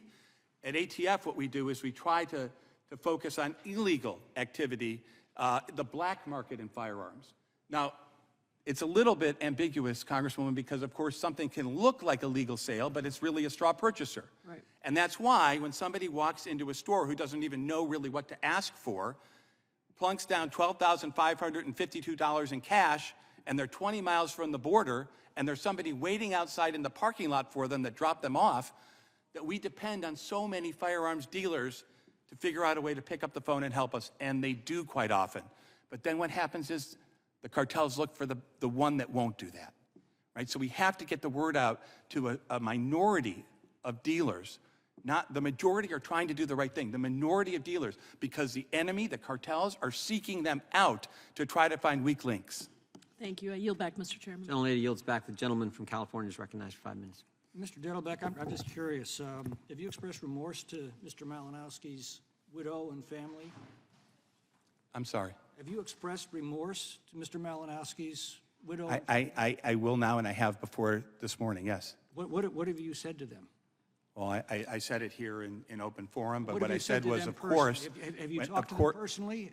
I'm sorry? Have you talked to them personally? Have you expressed your sympathy to them personally? Or Would you the just make gentleman public yield? statements and issue press releases? Would the gentleman yield? No. Answer the question, please. Yes. He just did it. All right, thank you. Did you know about this raid in advance? We do 11,000 operations a year, and did you know I about this believe one? that, and it would Did you be... know about this one, Mr. Dettelbach? Yes or no? And I believe the first I heard about this matter was after the fact. And who have you disciplined? What have you done? Sorry? What have you done in is response to what we went together with the Little Rock Police, who were also present. We went and we requested an outside agency to do an independent investigation. We fully cooperated with that investigation. That investigation, my understanding is the file has now been turned over. I think this committee is going to want to look into this matter in much greater detail. I need to press on. Let me just ask you a general question. What do you think is the purpose of the Second Amendment? Like all the amendments, the purpose of the Second Amendment is to protect fundamental rights of Americans. And you believe that a fundamental right of America includes the right to bear arms? I believe that all the rights in the Bill of Rights are important and fundamental rights, including the Second Amendment. Great. In the second half of 2021, only 34 inspections led to a firearms dealer having their license revoked. However, the number of qualifying violations dramatically increased to 252 in 2022 and jumped again to 407 in 2023. Now, either there's been an exponential increase in crooked firearms dealers since Biden took over, or there's been an exponential increase in zealotry by your agency. I assume you would say it's the latter.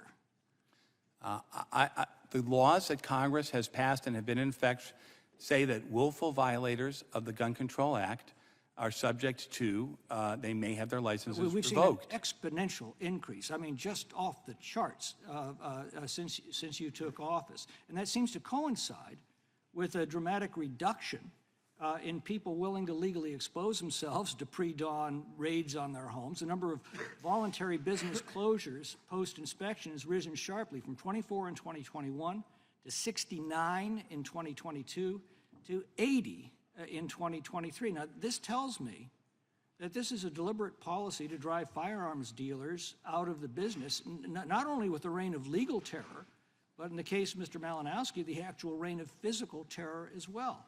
Now, I know you're not going to agree with that, but can you at least see how that appears to others?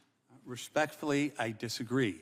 The enhanced enforcement policy, which is publicly available, the terms of it, state very clearly that we're not talking about paperwork violations. We're talking about willful violations that impact on public safety, like refusing to run a background check, selling to a felon, not respond. What we're seeing is an exponential increase in actions against dealers, followed by an exponential increase in dealers just saying, this isn't worth the legal exposure. I'm out of here.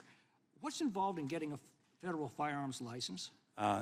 There is a process to get a license, right? You fill out an application, you pay a $200 fee, and there's a compliance inspection, or not a compliance inspection, an application inspection that goes on. But just like the inspections and the process, for a revocation, for a compliance matter, there is ample due process. There are hearings that go on, and in our own hearings. It's a fairly lengthy process. Now, your agency's rule says, quote, that even a single transaction or offer to engage in a transaction, when combined with other evidence, may be sufficient to require a license as an FFL. What does that mean? That is one sentence out of a 16-page rule. Well, what does that The say? rule says, this is a matter before the courts. Our positions on all of these things are in pages and pages of briefs that it would take far too long, and I know you have time limits, but I refer you to those briefs. It's not a secret, but what I would say to you is, it says in black and white, things that might lead to a determination under the totality of circumstances that somebody is engaged in the business, and things that don't. So if somebody admires my gun collection and I say, you want to buy it, would that require an FFL? There is a specific provision that Congress has passed that says that people who are bona fide collectors can liquidate their collections without becoming a licensee. But that's not what this rule But says. of course you would have, and I think that's what you described, but you'd have to look at, obviously, the whole. That's not what your new rule says. Respectfully, I disagree. It says in black and white that is allowed. Gentleman yields back. Director, we've been at it an hour and 45 minutes. Just recognize if you need a break, just let us know, and we'll be happy to take a break. If not, if you're willing, we'll keep going. Before I recognize the gentleman from California, you were getting ready to say you had an outside investigation and you turned it over to, and you didn't say who's that's been turned over to.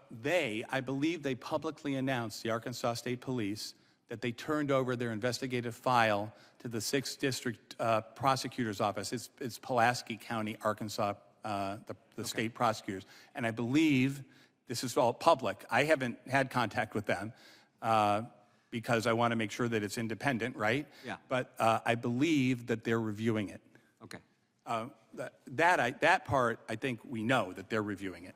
Got it. The gentleman from California is recognized. Director, welcome.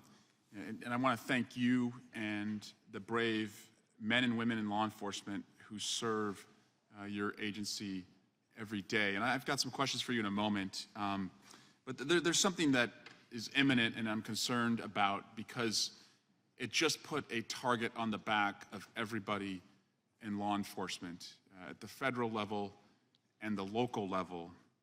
And that is a statement that one of our colleagues made earlier this week. And we have jurisdiction over the FBI as well as the ATF. But Marjorie Taylor Greene of Georgia said, the Biden DOJ and FBI were planning to assassinate President Trump and gave the green light. Does everyone get it yet? What are Republicans going to do about it? This is quite a concerning statement from an elected member of Congress because this false statement creates the pretext for violence. It suggests to Americans, who, by the way, are armed to the teeth, we're a country where the most dangerous people have access to the most dangerous weapons, and it suggests to them that their own government and the people who wear the badge are out to assassinate the former president. And I just want to first clear up this falsity. And the FBI this week has issued a statement to do that. But first and foremost, the search at Mar-a-Lago, the former president was not there. And that was intentional. So if there was an effort to assassinate the former president, they went at a time when he was not there. Second, the former president was actually treated better than most people during a raid because the FBI didn't go in with their raid jackets. They wore polo shirts to show a little bit of respect for the former president and not make it a raid-like environment. Third, standard use of force procedures were followed during that search as they were followed in every search, including, fourth, the same search procedures and use of force policy that was used to retrieve documents at President Biden's Delaware residence. This is a pretext for violence, and I will yield to any of my colleagues who will join me in condemning it. I will yield to any colleague who will condemn the suggestion by Marjorie Taylor Greene that the FBI was out to assassinate former President Trump. Please condemn it, because if you don't, you are encouraging it, and you're co-signing it. Mr. McClintock, please. Of course we do. What a ridiculous question. What a ridiculous statement that she made. I agree with you, and I Thank don't you. think there's anyone here who agrees with it. Thank you. Both sides have a lunatic fringe in their movement, ours and yours. And frankly, I find yours far more frightening because I've never heard somebody suggest that we were trying to that the FBI was trying to assassinate a former president. I do appreciate, Mr. McClintock, you condemning. I would welcome anyone else who would condemn that. And we'll make this clearer when the I Attorney would General also, however, testifies. condemn the instructions And to reclaiming use my lethal time, force reclaiming my time, in such an operation reclaiming or my time, conducting such an Director, operation at all. reclaiming my time. Director, the former president stated last week at an NRA convention that every single Biden attack on gun owners and manufacturers will be terminated on my first week in office, perhaps my first day.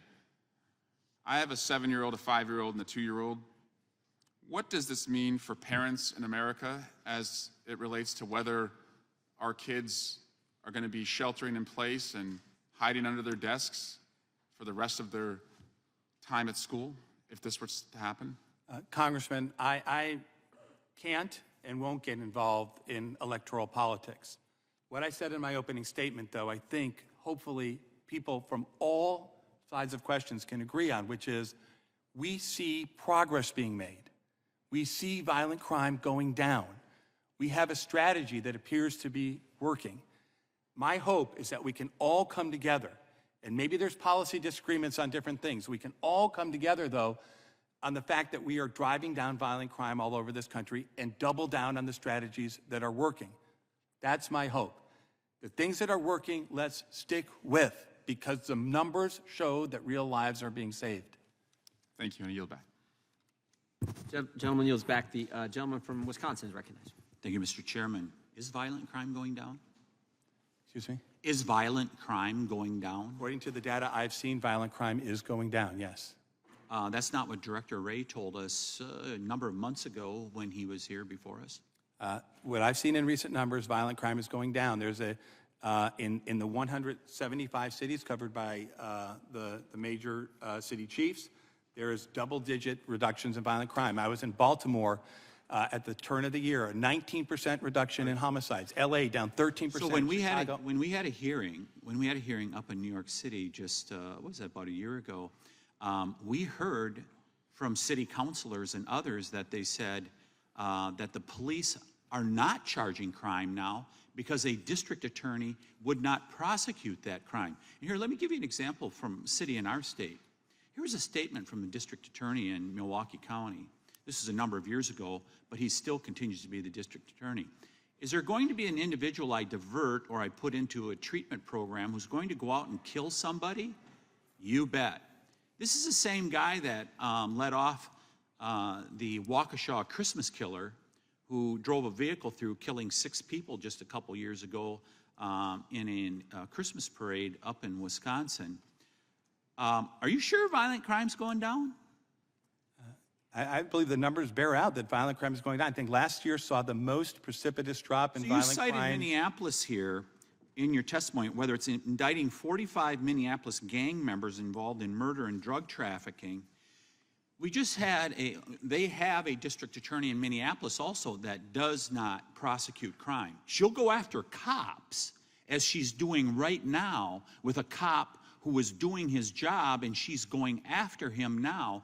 Are you sure those indicted 45 Minneapolis gang members are actually going to be charged with a crime? I was there to Sure of announce that? the indictment myself, along with the U.S. Attorney, along with the Chief of Police, along with the Sheriff. They're already indicted, and I hope they go to jail for a long time. And I think you said that there's more activity with the cartels.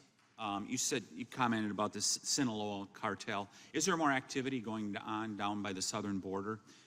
What we see is the flow of firearms. Our job is, right, to stop firearms trafficking, which goes from the United States to Mexico. And we have seen an increase in our number of seizures. Now, that increase could be due to the fact that we're spending a lot of time and resources trying to stop that. But yes, we see a continuing problem. Yeah, Director Ray would echo that a number of months ago, or I should say you're echoing what he said. He said, we are seeing a significant increase going on related to the southern border. So you would basically agree with his comment, his general comment in regards to that? Yeah, with southbound traffic, it is a continuing threat. You think the open border contributes to this? So I am not in charge of the agency that controls the border, but with respect to southbound traffic, that's things going. So have you shared that with the Attorney General?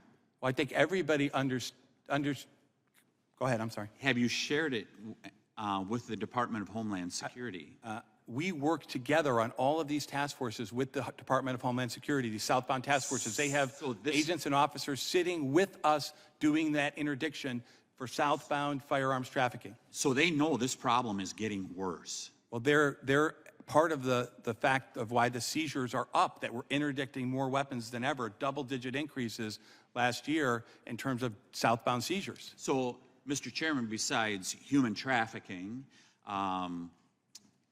besides the terrorists that are coming across the border, we see another example here where the open southern border is making it potentially more deadly for Americans. We see these guns that are continuing to flow both ways across the border. And plus you have a border patrol that can no longer do their job as babysitters. It is very rare. I'm sorry. I'm going to close up here. Sure. If you have what would be your recommendation if somebody lied on their 4473 form? They dumped their pistol in a garbage can and it was in a school zone. What would be your recommendation for charging that person? I think that echoes the fact of a publicly reported case. I'm not going to comment on a pending matter, and I think that question is aimed at that. So it's an example of somebody that did something like that, and I'm sure it's happened before. What would you recommend they be charged with? If a person out there intentionally lies on a 4473 form, they can be charged with the crime of lying on a 4473 form. Dumped a pistol in a garbage can? So those are the facts of the case? Again, I'm not going to comment on specific facts. If somebody lies on a 4473, I mean, that was part of the charges in the case that we discussed earlier that was the subject of so much discussion. That's public, but not commenting on the specifics, that's a crime. Mr. Chairman, I'm going to close real quickly. The dual system of justice in America, Hunter Biden versus Brian Malinowski. I yield back. Gentleman yields back. Gentleman from Colorado is recognized. Mr. Chair? I'm sorry. Gentlelady from Vermont has unanimous consent? Yes, I ask unanimous consent to enter into the record. Milwaukee sees decline in homicides in 2023. This is WPR. All right, without objection. Gentleman from Colorado is recognized for 5 minutes. I thank the chairman. I also want to thank the gentlewoman from Vermont for providing this committee and obviously those who are watching it with some sense of real semblance of the actual facts on the ground with respect to the comments made by my colleague from Wisconsin. Director, I first want to say thank you for your service to our country. You've spent your career in law enforcement, obviously a former federal prosecutor. I'm grateful for the work that you and your agency does each and every day to keep communities across my district in Colorado and Rocky Mountain West and the entire country safe. You have more patience than I. I think it is awfully rich, and I'm not asking you to opine on this or to respond, but it's awfully rich for some of my colleagues on the other side of the aisle to lecture you, who've spent your career in law enforcement, leading one of the premier domestic law enforcement agencies now, to lecture you about crime and gun trafficking when they have worked vociferously over the last 17 months to defund the very agency that you lead that is charged with addressing gun trafficking, is charged with keeping us safe. I think it is shameful. How much did President Biden's fiscal year 24 budget request identify for the ATF? What was the total sum? I believe that the number that I'm very familiar with is the amount of the cut, which was $47.5 million, that was the real salary and expenses cut, which is causing us not to hire agents, which is causing us not to be able to be out there with our state and local partners arresting carjackers and violent criminals. The request is 3 or 4 steps. It was a significant increase for ATF funding, and not only was the increase not granted, but ATF's budget was cut, and that's having these kinds of effects on our ability to fight violent crime that I'm talking about. Well, you beat me to it, and thank you, Mr. Director, because I think you've provided the requisite clarity.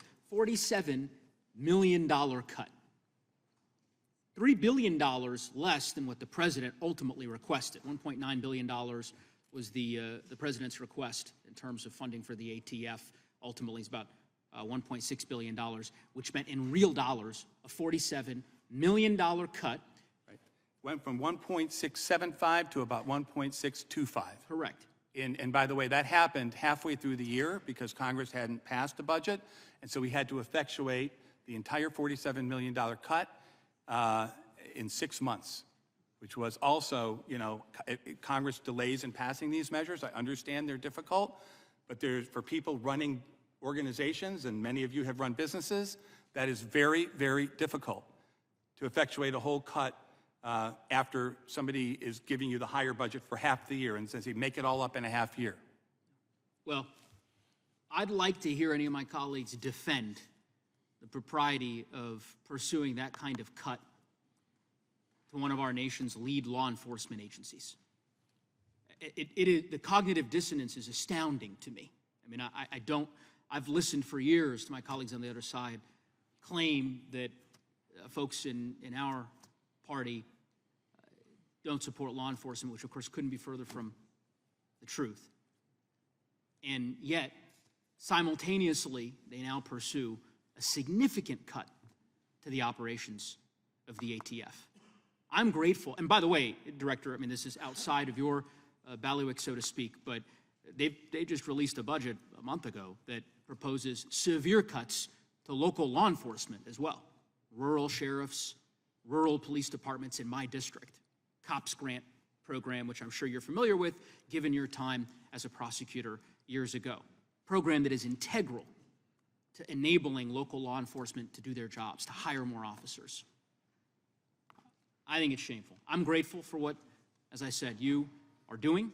I wish I had more time to be able to spend or perhaps engage in a colloquy here around some of the regulations that the ATF has promulgated, which I support, to address some of the mass violence, mass shootings that we have tragically had in communities across the country, including in my community in Boulder, Colorado. But I would just say that the sum of my remarks is that I'm grateful for the work that you do. I'm grateful for the work that the law enforcement officers in your agency do each and every day. And you certainly will have our support. And I would hope that it be on a bipartisan basis. Hope springs eternal. We'll keep working towards that. I yield back. Gentleman yields back. What's your budget this year? The budget, I believe, is $1.625 billion was the most recent budget that was passed. Gentleman from Kentucky is recognized. I thank the chairman. I'm troubled here by your new rule defining what a firearms dealer is or engaged in the business of selling firearms. isn't the purpose of it, or won't the result be that more people will be defined as being engaged in the business of selling firearms? The purpose of the rule is to effectuate Congress's definition. Congress expanded the definition 2 years ago in the Bipartisan Safer Communities Act. What's the result going to be? The result is going to be, I hope, increased compliance with Congress's statute.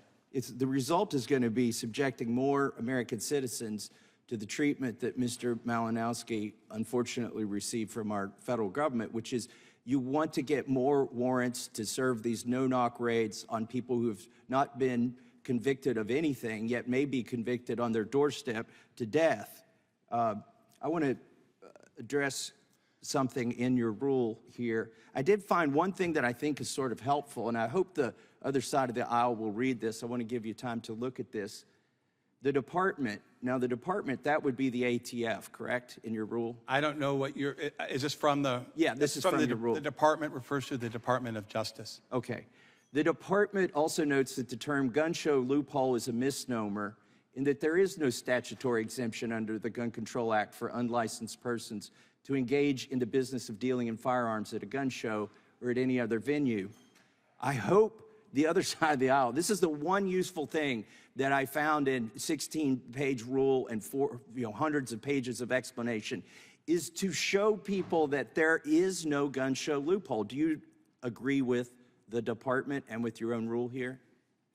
I agree that Congress never said, and has never said, and hasn't said now, didn't say before this, that somebody who is engaged in the business, those are the words there, can do that without a license depending on where they sit. But people have encouraged the perception, and we have seen an increased level of non-compliance among people who are either intentionally or otherwise breaking Congress's statute. The only people encouraging this perception is the left side of the aisle in the media. There is no gun show loophole, and I'm glad you finally admitted that. Now I want to get to something else. I've said that publicly, and there never was. Okay, thank you. I want to get to something else in your opening statement, and maybe you want to read it back if it's written down. Can you tell me the fact that you were expressing or claimed that there are more that firearms are leading cause of death for children? What were your specific words in your testimony? I'd have to look at my testimony. Can you look at it? I think it's children and youth, and it's in my longer statement that's in the record. Obviously, I'm summarizing a statement as the chair asked me to do. So it's in my longer statement, which has been entered into the record. I don't have it in front of me. Can you define a child and youth? There's child and youth. There's a statistical study that is the source of that, and we can get that to you. I don't know the specific site sitting here. We'll be glad to get that to you. Yeah, the statistical study, according to news reports and Snopes, as Mr. Nails referred to, excludes infants under the age of 1 and includes 18 and 19-year-olds. Is that true? I don't know. I mean, honestly. You don't know your own statistic? No, I don't know. Honestly, why would that be your killing of testimony to children Congress? unacceptable? Any killing of any person is unacceptable, except in self-defense. Are you including if a 17 or 18 or 19-year-old gang member came to a person's door and tried to attack them, that was self-defense? Are you including that in your statistic? Congressman, firearms violence is a huge. Yeah. No, I'm not going to let you make your public service statement. I want you to defend your sworn testimony. Are you claiming that 18 and 19-year-olds are children in your statistic? Again, you have my statement. Yeah, I have it. I'm asking you to explain it. Here's my other question. How many 18-year-olds who've committed a gun crime have you suggested be prosecuted as a minor? We are a law enforcement agency. We're not the prosecutors. Okay. And in the federal system, how many have you served? How many have federal you system, gone after? Okay. The federal, respectfully, 18-year-olds. we investigate crimes shoulder to shoulder with local law enforcement. Are 18-year-olds children or are they adults? Each state has its own under the rules gun laws as to when juveniles are prosecuted. Federal gun laws. As you may know, federal laws with respect to the prosecution of juveniles are exceedingly difficult. And you are correct that prosecution of juveniles if you're implying this as adults, is rare in the federal system. Here's the reality. And juvenile crime, reclaiming my juvenile time. crime is an increasing problem. Belongs to gentleman from California. Reclaiming my time. Look, you're including in your statistic, whether you know it or not, 18 and 19-year-olds, but you would never claim that those are minors in the context of gun prosecutions. And the only way you can get the number of deaths attributable to firearms above other causes is by excluding under the age of 1 and including 18 and 19-year-olds, particularly gang members, and including self-defense. So with that, I yield back. Someone yields back. The gentlelady from Pennsylvania is recognized. Hi, thank you, Mr. Chairman. Director Dettelbach, thank you for being here. I want to thank you and I believe about 5,000 of your members, full-time employees at ATF. Just to put that number into some perspective, there are more than 6,500 sworn police officers serving just the city of Philadelphia, my home city. Would it be fair to call ATF a relatively small but mighty law enforcement agency, Director? The people, those 5,000 plus people who work at ATF are incredible people. They are doing a mammoth job with very few resources.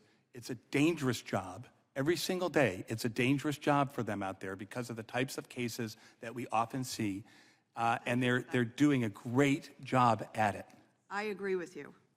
As you note in your testimony, ATF is in fact the only federal law enforcement agency with the sole focus of working with police and partners in state and local law enforcement to protect Americans from violent crime, correct? We are the federal agency with the sole focus on violent crime.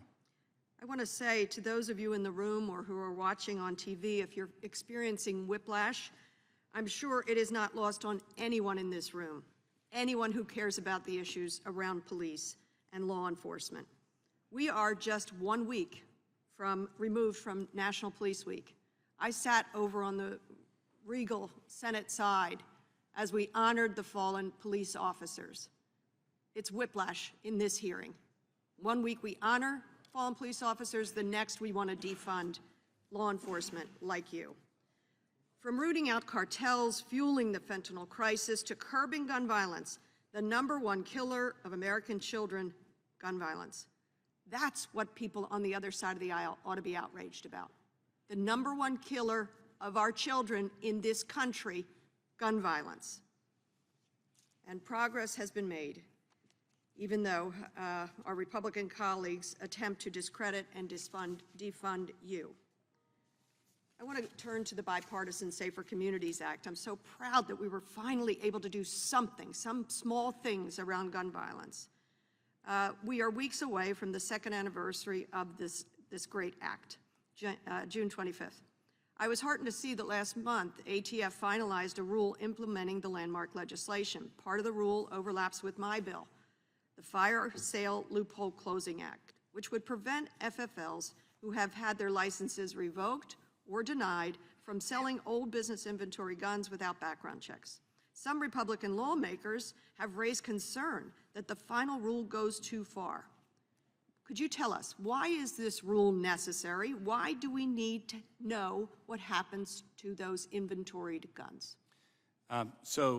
Again, of course, as you know, the rule is under litigation, so I'm limited to the public record and what I can say. The text of the rule speaks for itself and should be looked at, and also the explanation, the hundreds of pages of explanation and the response to comments. With respect to that one part of the law that Congress passed, and as part of the Gun Control Act, if a dealer who is a licensed firearms dealer loses their license, right, the notion that that somehow for the person who loses their license can then not follow the Gun Control Act, right, is inconsistent with the structure of the Gun Control Act in many cases. So the idea is that everybody's playing by the same set of rules. There are so many dealers and collectors who are following the law out there. And part of the Bipartisan Safer Communities Act and part of our enforcement is to make sure that those who obey the law aren't being treated at a competitive disadvantage to people who are out there ignoring the law, right? It's only fair. There are so many people who are obeying the Gun Control Act, who are obeying the Bipartisan Safer Communities Act. And those who are out there ignoring it, just from a plain old business perspective, we have to have a fair marketplace where everybody obeys Congress's statutes. I couldn't agree more. It's also common sense that if you've lost your license, you can't just get rid of your inventory without following the law. Including background checks. Exactly. What challenges has ATF faced in implementing the Bipartisan Safer Communities Act? Litigation is clearly part of it, but what else? I think when Congress gave us our new tools, which we're very grateful for, Congress didn't appropriate extra monies for us to enforce those particular new tools. We did get $1 million a year to work with the National Shooting Sports Foundation on the Don't Lie for the Other Guy campaign, which is an important collaborative effort we have with the industry. But the 500 cases, defendants that we charged under the new statutes with our prosecutors and our partners, right, that's taking away from other priorities that we also still want to service. So again, when we at ATF are choosing what to do, Congresswoman, we're choosing between very important things. We're choosing between body-worn cameras and cartels. We're choosing between gangs and carjackings. Those are very important things that we are trying to balance. I couldn't agree more. I honor all of your agents. I have a unanimous request, consent request, Mr. Chairman. Okay. Number one, you spoke about fallen ATF officers. And what I would like to enter into the record is a listing, multiple page listing of fallen ATF officers, Bureau of Alcohol, Tobacco, Firearms, and Explosive fallen agents. Without objection. Over the years. I also have a unanimous consent request to enter this article from March of this year, ABC News, U.S. stats show violent crime dramatically falling. Without objection. And I'd like to also enter into the record an article around a child in Philadelphia just last month, 3-year-old child, sadly picked up a firearm and died from a shot. Without objection. Thank you. Gentlelady yields back. Gentleman from Texas recognized. Thank the chairman. Thank the director. I think as the director knows, I was a prosecutor under Project Safe Neighborhoods in the U.S. Attorney's Office. Worked closely with ATF in the Dallas-Fort Worth metro area. I share your sentiment about the patriotic Americans serving in ATF trying to stop violent criminals from moving drugs and using firearms against the law in ways that are undermining the safety and security of the American people. And I want to thank those men and women for what they do every day in that service. But would the director agree that there have been times where ATF have not gotten it right? I realize that with respect to the case we've already discussed with respect to Mr. Malinowski, that you're saying that's an investigation, but what about something like Fast and Furious? So of course, like any agency, there are times where we don't get things right and can improve. So a couple of questions for you, along these lines. I think it's really important for the American people to understand. Do you, as the director of ATF, do you believe that the American people have a constitutional right, an individual right, to keep and bear arms? The Supreme Court has made it clear, and yes, the Second Amendment has been interpreted numerous times by the Supreme Court, just as you, there's more to it, but yes, what you have said, yes. Okay, and so but you believe that. You interpret the Constitution that way. I interpret all the laws the way that the Supreme Court says they're to be interpreted. And when the Supreme Court speaks on something... Would you have said that about Plessy? Congressman, I work for a law enforcement agency. I'm not a judge. But I accept the rulings of the court, including that one. I'm not dodging your question. Do you, as the director of ATF, believe there is an individual constitutional right to bear arms? Yes, there is one. The Supreme Court has said it. It's along those lines. Do you, as the director of ATF, believe that the federal government should maintain a registry or otherwise track, catalog, keep records of the transactions of firearms conducted by the American people, such that you would know what firearms I possess. Congress has explicitly forbidden ATF from keeping a registry, and we do not. Again, we obey the law. We don't make the law, we obey it. Do you, as the director, believe that the federal government should track ownership of firearms among the American people? Congressman, we follow the law as you put it, as you pass it. You have said we cannot have a registry. We follow that provision and will continue to as long as it's As the the law. director of ATF, do you have a position on that? Should we track ownership of firearms? As director of ATF, my position is if it's in the law, we follow it. If I want to sell a gun that I currently own to a friend in Texas, do I need a license?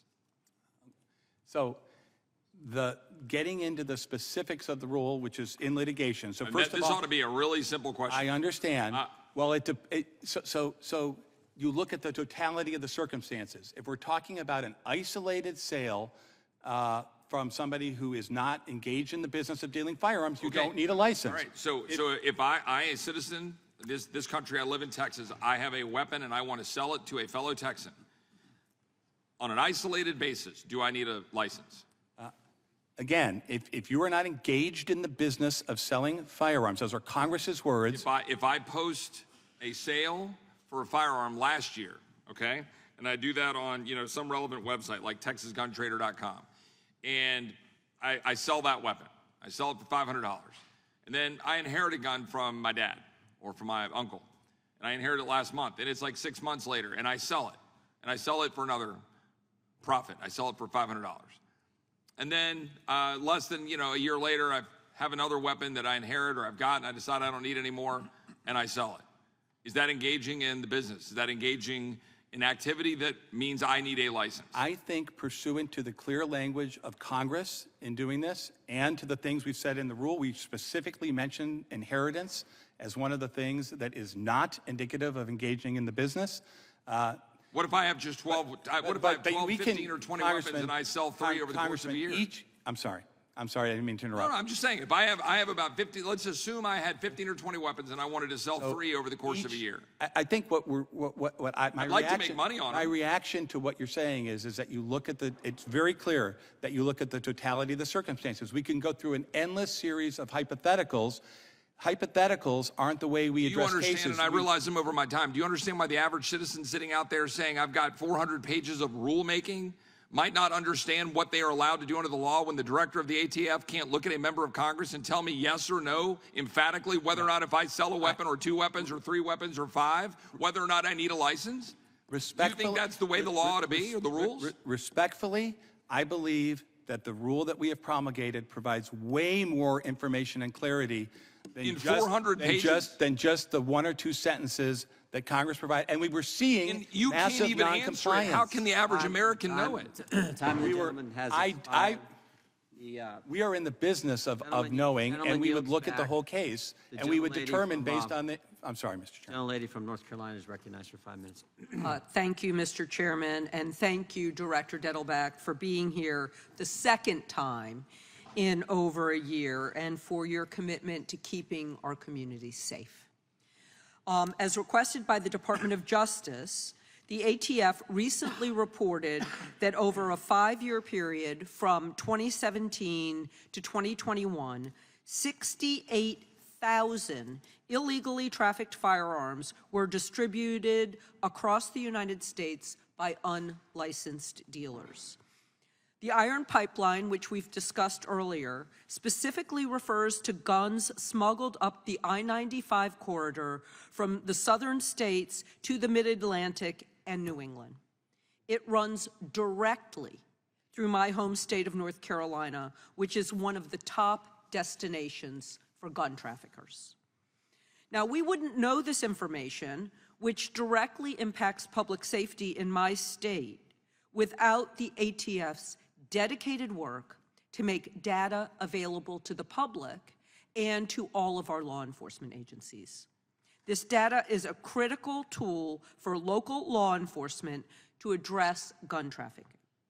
I also want to highlight the implementation of the Bipartisan Safer Communities Act, which, as we've heard, is one of the most significant steps Congress has taken to reduce gun violence in decades, giving law enforcement and prosecutors new means to hold gun traffickers accountable.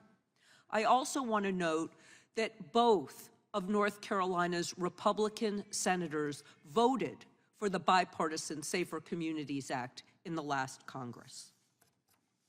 Building off this legislation is imperative, and it will take continued bipartisan consensus to do so.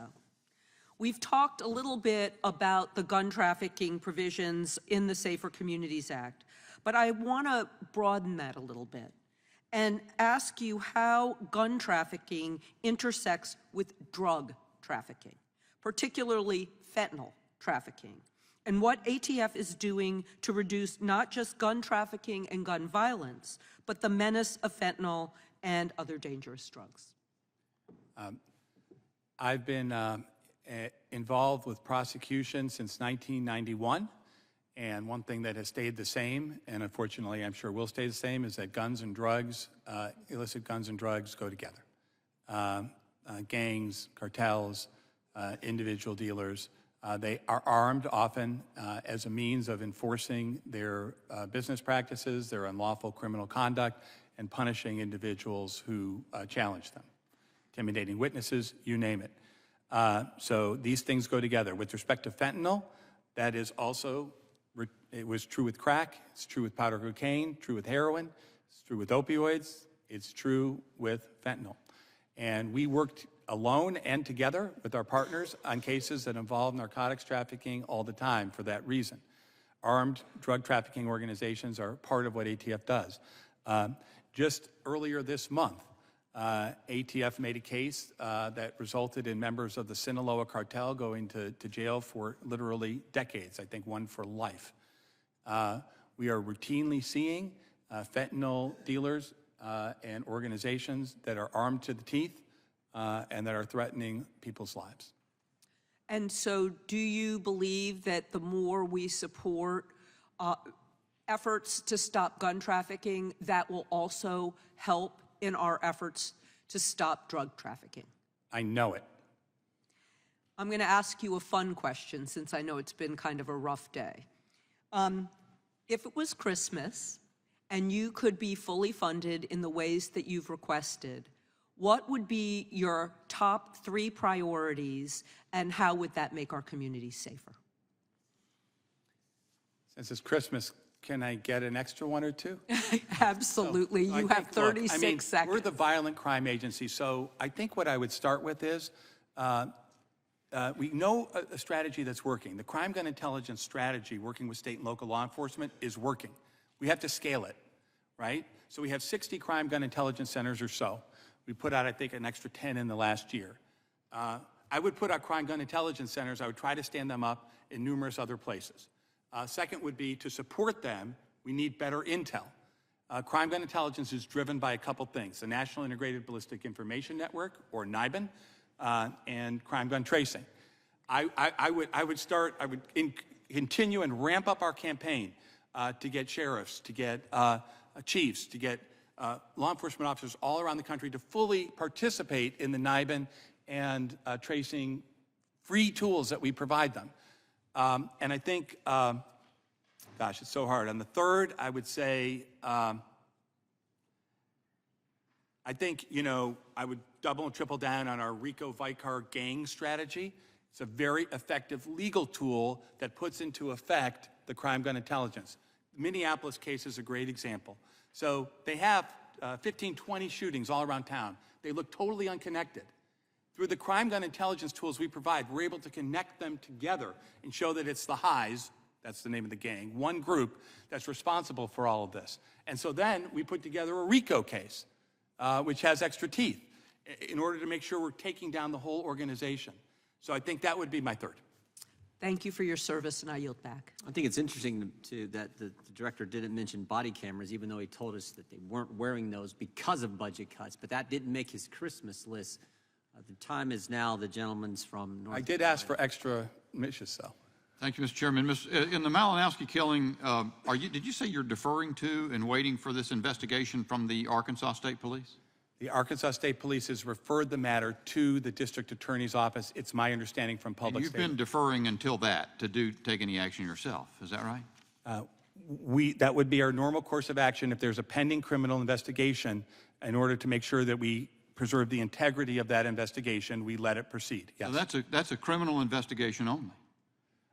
They'll decide the scope. My understanding is they're investigating to see. That's a criminal investigation. Let's stay on my question. That's a criminal investigation. It's an investigation to see whether Arkansas law was violated, is my That's called a criminal investigation, right? They're a criminal law enforcement agency. Don't filibuster me. Straightforward. I'm not filibustering. You know that state prosecutors have a variety of different. That's my time. The Arkansas State Police, in their press release on April 24, 22, said, "We do not have the authority to address methods and tactics used or whether agency protocols and policies were followed." Have you seen that?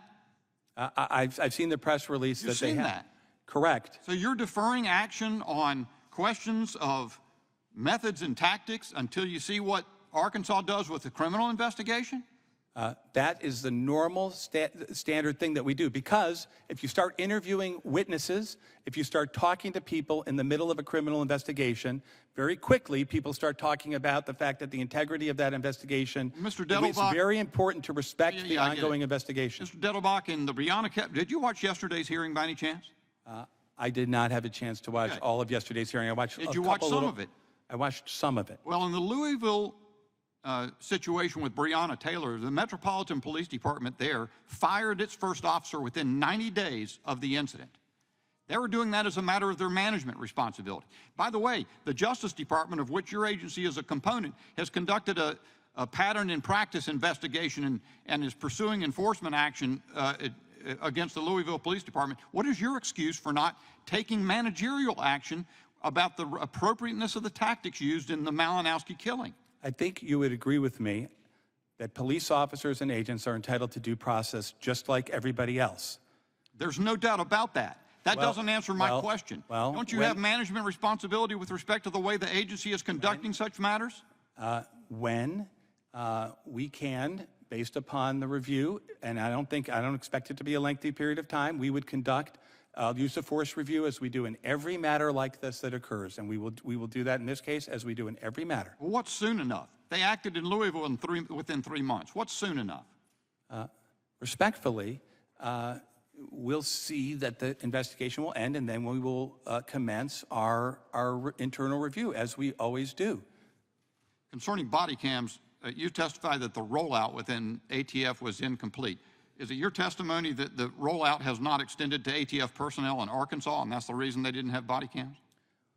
The field division that covers Arkansas has not yet been implemented. That's correct. Okay. And you said, what did you say the cost was of your item there? Something in the tens of millions. Was it 40 million, 45 million?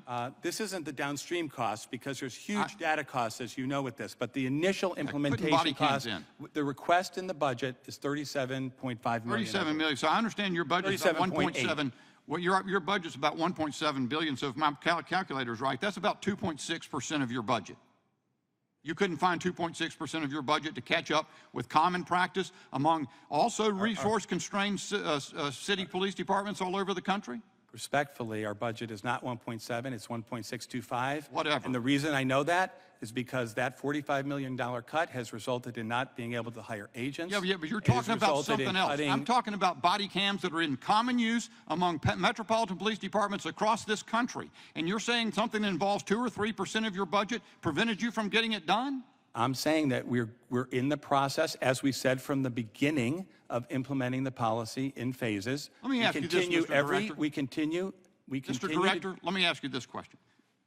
I understand there could be justifications for lots of things about putting tape on, jamming signals, things like that in a certain set of circumstances. What can possibly justify deferring, as that video showed, deferring the execution of that search warrant until the person who justifies the use of such tactics, if there's a question of a risk of violence, was present in the home? These are career law enforcement agents and police. I didn't ask that. And they make determinations. I asked you what could possibly justify that. In my experience, when an agent decides, when a cop decides to go through a door, when a cop decides to execute an operation, they are entitled, if they're correct, the warrant allowed that warrant to be executed on the day it was executed. We'll see what the investigation says, but Congressman, armchair quarterbacking police officers who are risking their lives without evidence yet is not the way to go here. That's about 5,000 words and not one justification uttered, not one possible justification. My time has expired.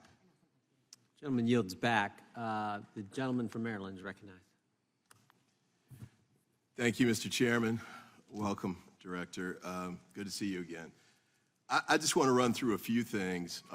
Some which strike me as surprising. Some are just hypocritical. And I'll ask you some questions at the end, but I did want to deal with a couple of these at the top. The comparison to the Breonna Taylor case struck me as quite surprising. You know, Breonna Taylor was a scenario where no shots were fired at the officers. I think one of the officers actually made a false statement. Well, Breonna Taylor certainly didn't fire any shots at any of the officers. There was the officer who was fired, lied in the affidavit. I think that was found pretty quickly. But in any event, you know, the no-knock issue I think is a pretty significant one. And I believe that what's going to happen later today is that there will be a bill offered, the George Floyd Criminal Justice Act, that will help to address one of these issues. So I hear a lot of concern from my Republican colleagues about the no-knock warrant being executed here. I would note that it's pretty routine the way this warrant was executed, but hopefully you all will be willing to support that provision when it's offered today. Mr. Director, did you want to comment on that? I just wanted to say that, I just wanted to repeat again that because this is an ongoing investigation, I'm not commenting. There are numerous different things that I believe that are out there that may not be shown to be the facts when the investigation happens. So I would just hope that we could all agree to wait till the facts come out and assess those facts, because I hear things that may well not even be correct as a factual matter as things that members are talking about. So that's one of my hopes here today, is just to try and get the facts out. Well, that's a fair point, but I'll say this. I know that an officer was shot in the execution. I don't have time, I'm sorry. In the execution of the Malinowski warrant. How is that officer doing? Thank you for asking.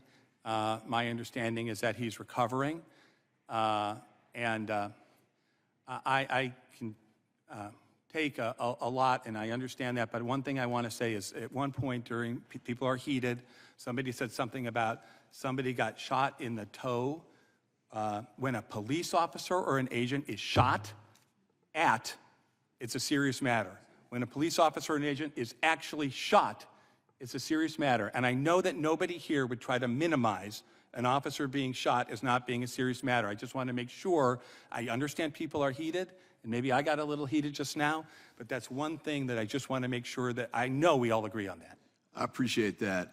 And also the funding issue, which Mr. Neguse addressed, you know, with respect to paying for body cameras. I know it was a very expensive thing when we did it in Prince George's County, and it was one of the barriers to getting it done as quickly as we wanted. But I hope that's another one of those where my Republican colleagues, since you've expressed such strong desire and concern about body cameras not being present here, I hope you'll be willing to step up now and provide the additional funding in the ATF budget so they can move forward with that expeditiously. I also wanted to say this too. We had another debate a few minutes ago about whether firearms are the leading cause of death for children, and the issue, I guess, was, do you count infants or 18 or 19-year-olds or whatever? I just want to reiterate, because that's not the first time we've done that one, and my view then and now is that I think it's a ridiculous point to focus on from the standpoint of whether it's first or second is a leading cause of death. Isn't that enough? I mean, why should we be okay with it? Just, let's say it's the second leading cause of death if you include infants or something. Why would that be okay? Why wouldn't we be concerned and want to try and find ways to bring those numbers down? So, you know, I appreciate the work that you're doing on that front and support the effort. But, you know, we have to find ways to protect our kids from these kinds of gun violence incidents. And with respect to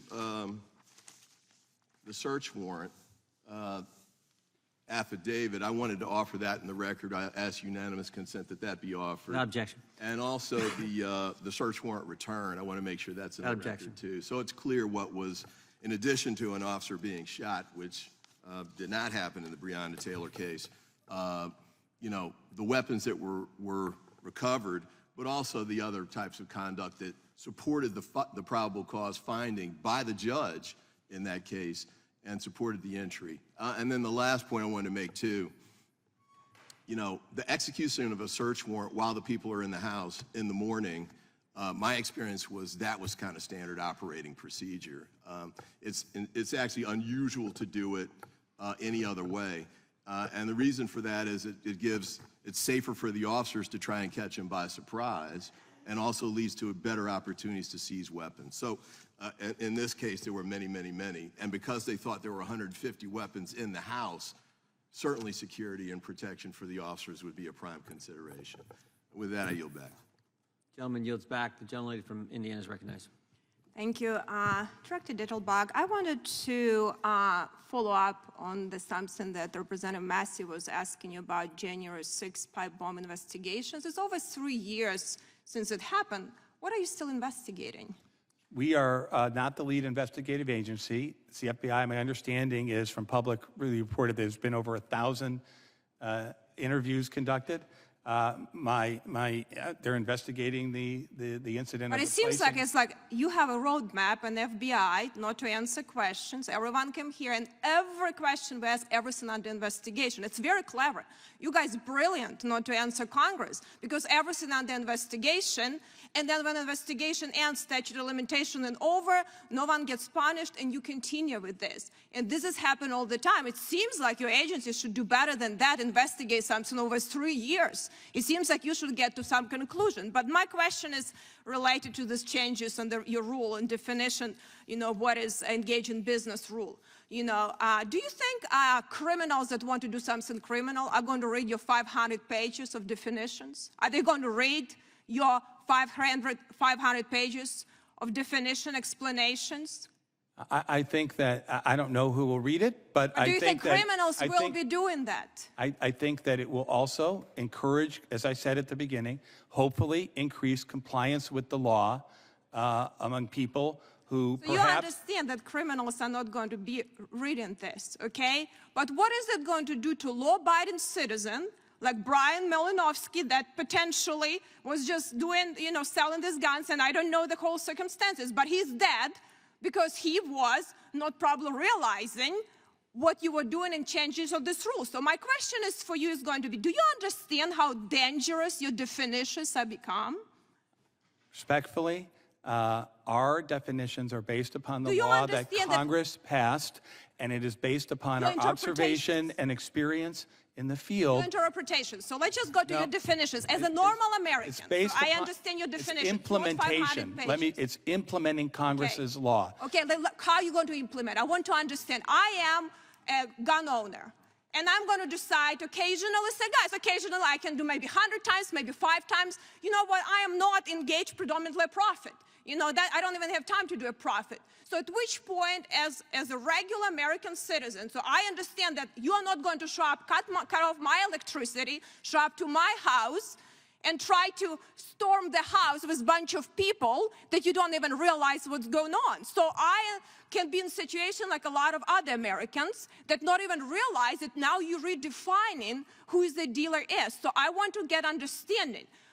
Summarize me understanding how I can explain to my constituent what it means now and how I am predominantly earn a profit in this. What is really definition of that? The statute that Congress passed says that if you're engaged in the business of dealing firearms, quote, predominantly for profit, right, that requires a license. There are some exceptions then that Congress has passed, and respectfully, people may not read the statutes either. They should, though, if they're selling firearms. These aren't possessors. These are people who are reselling firearms repetitively for profit. And I don't think it's too much to ask for somebody who is selling firearms repetitively for profit So what is to read repetitively the law. means? What is occasional repetitively? If I decide, I have lots of guns, and I decided to, I want to replace with something else. I have 50 guns I'm going to sell this year. You just decide that I'm for profit. I don't know. Maybe they will be for profit. Definitely no one, was going to sell it at a loss, right? And with your rules, probably prices are keep increasing. So, like, I'm going to become a dealer now? I have to be registered in that? Again, I've tried to explain, and I'll No, I'm continue trying to explain. So what do you do? What is really going to be now your new definition? Because it's so broad. It's not a new definition. It implements Congress's definition. Congress changed the definition. And you put 500 pages of explanation. So can you summarize it normally, plain language, and American can understand? I believe that our positions they're not secret. They're in Yeah, court. but explain They're filed. without reading 500 pages that are confusing. The rule seeks by providing practical, conduct-based things that normal people could. Yeah, for so instance, please for explain. instance, one of the things that can result in people, depending on all the circumstances, is you take credit cards for payment. That could be one of the signs that somebody's in business. You read one of the things that might be on the other side. If I use a little app and then I sell a gun and take a credit card, and potentially will be a dealer? One of the things that might be on the other side is if you're occasionally dealing or gifting to family members. Right? We try to say things on both sides. My time had expired, but I'll tell you, you put American lives in danger and your ATF agent in danger by doing this, because you're doing gun control. It is a very clever way to make everyone in dealer have a zero tolerance and exercise gun control and Second Amendment rights. But you put your people in danger and American people. I yield back. Gentlelady yields back. The gentlelady from Georgia is recognized for unanimous consent. Thank you, Mr. Chairman. To follow up on the discussions that we've had on the leading causes of death for children that have been spoken about by our colleague from Pennsylvania and also Mr. Ivey, I'd like to ask a unanimous consent to enter into the record an article from April 2022 entitled "Firearms were the leading cause of death in children in 2020." Researchers say also a second one will be unanimous consent to enter into the record an article from October titled "Firearms Now #1 Cause of Death for U.S. Children While Drug Poisoning Enters Top 5." Without objection. Thank you. Gentlelady from Vermont is recognized for 5 minutes. Thank you, Mr. Chair. Thank you, Director, for being here. I know it's been a long day. Thank you for your time. So as I sit here, I'm really struck by what I feel we should be talking about here is that we have a fairly simple mandate from the American people, which is to do all we can to stop gun violence. As my colleagues have said, we have this horrible situation in this country, parents, teachers having to see children being killed every day by gun violence. The country is awash in illegal firearms. We've heard that. We have accidental shootings by and of children. We have increasing suicide rates. And of course, mass shootings continue across our nation. And public poll after public poll tells us the same thing. People want us in Congress to do something, to take action. More than half of Americans consistently support stricter gun laws. Listening to some of my colleagues, you'd think that we were on a different planet. The majority is not even approaching or discussing new public protections or stricter gun laws.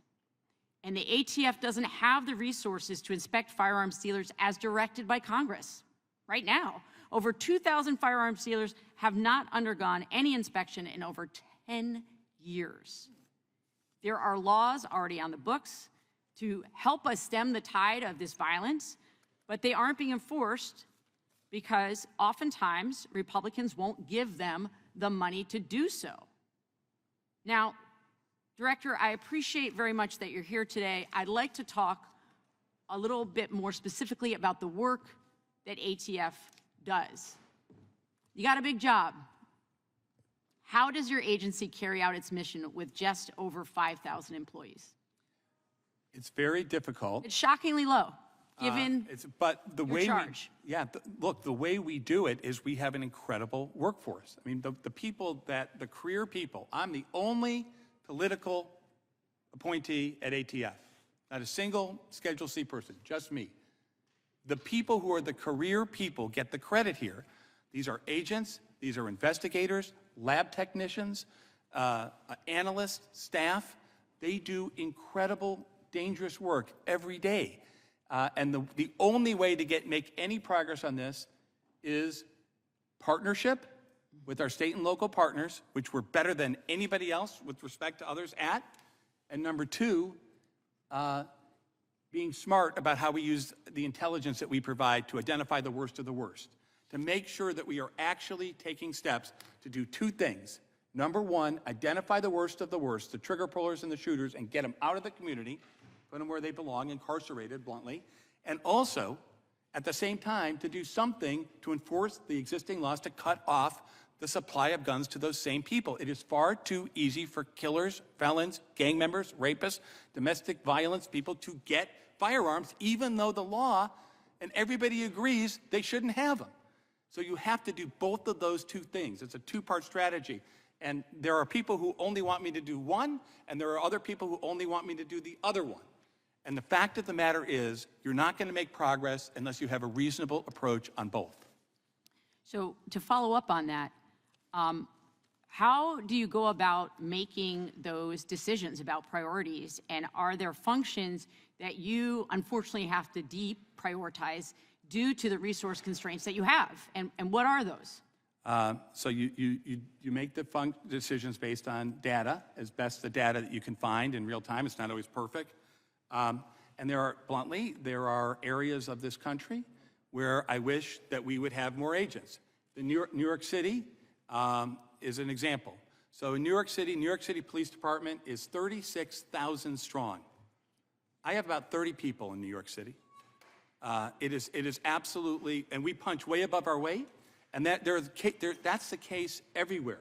So we are making decisions about where the crime threat is. When I make an investment on the southwest border, as we have, not I, we have, at ATF, that means at ATF that we can't start up a whole new division. That means we're pulling agents from some other place that we really care about. So we are constantly struggling to balance resources in the best way we can to face a lot of threats. And Director, you know, I'm just about out of time, but I think it's clear that without substantial funding, we are not going to improve our statistics on gun violence, and we're not going to improve our public safety outcomes. We should be putting the money to work to help protect our kids. I say that as a member of Congress. I also say that as a former teacher and of a parent of 2 teenagers. We have to do something about this and not just talk about it. Thank you. Gentlelady yields back. Gentleman from North Dakota is recognized. We're conflating two issues here. A man is dead and an officer was shot, not because of rank and file law enforcement doing their job, but because somebody made a leadership decision in order to execute a warrant in the most dangerous way possible, given the circumstances of that case. And we could sell 6 a.m. and standard operating procedure. You can do that everywhere else. I've represented 3 officers and officers-involved shootings. I spent 10 years dealing with search warrants. I know the facts of this case. I know where the guy worked. I know that he was surveilled. And I know that they chose to implement a warrant in a way that absolutely maximized the risk of harm, both to the person being served the warrant on and to the officers serving the warrant. But I'm going to move on. I'm going to move on to something else quick. Federal gun charges are what we call strict liability crimes, right? If you have a gun and you're a prohibited person, that's the crime. There doesn't need to be intent. There doesn't need to be any of those things, right? I disagree. So if you're a felon in possession of a firearm, you can say, I didn't know I was a felon?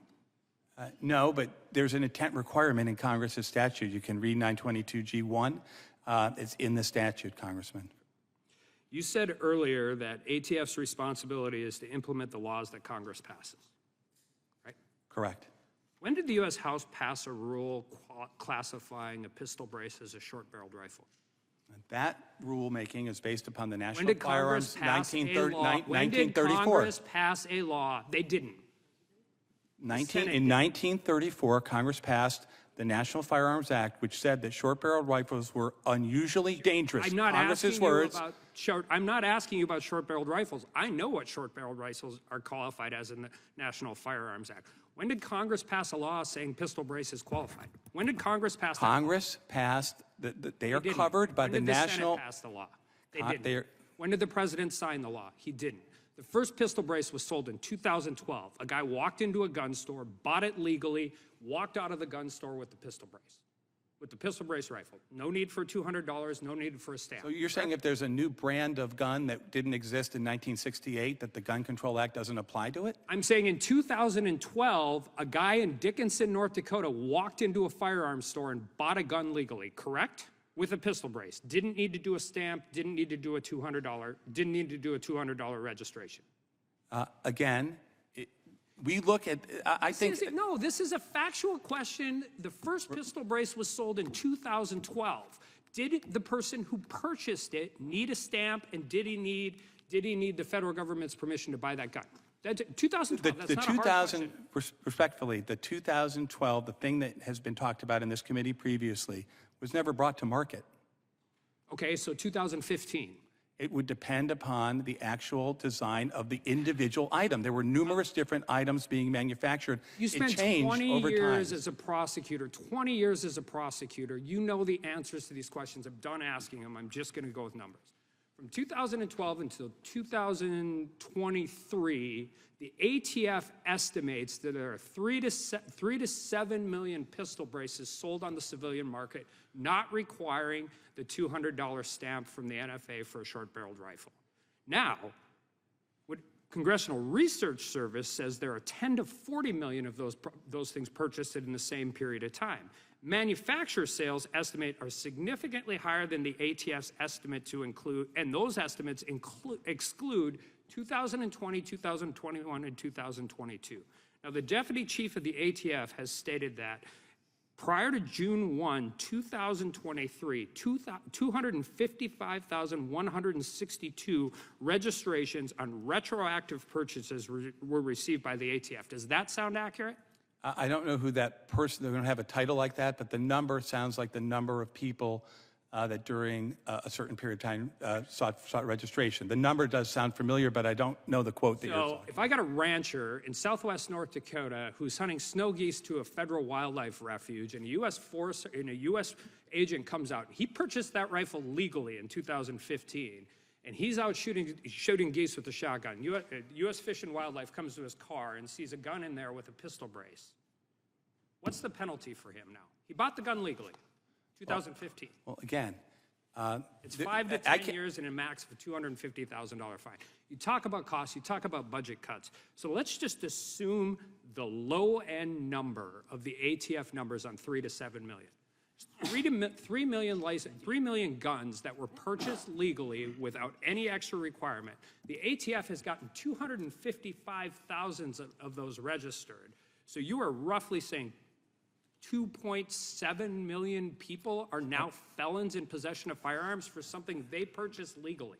I respectfully disagree with a lot of the characterizations in your question. The last administration, Attorney General Barr, issued guidance on this before ATF even got to this.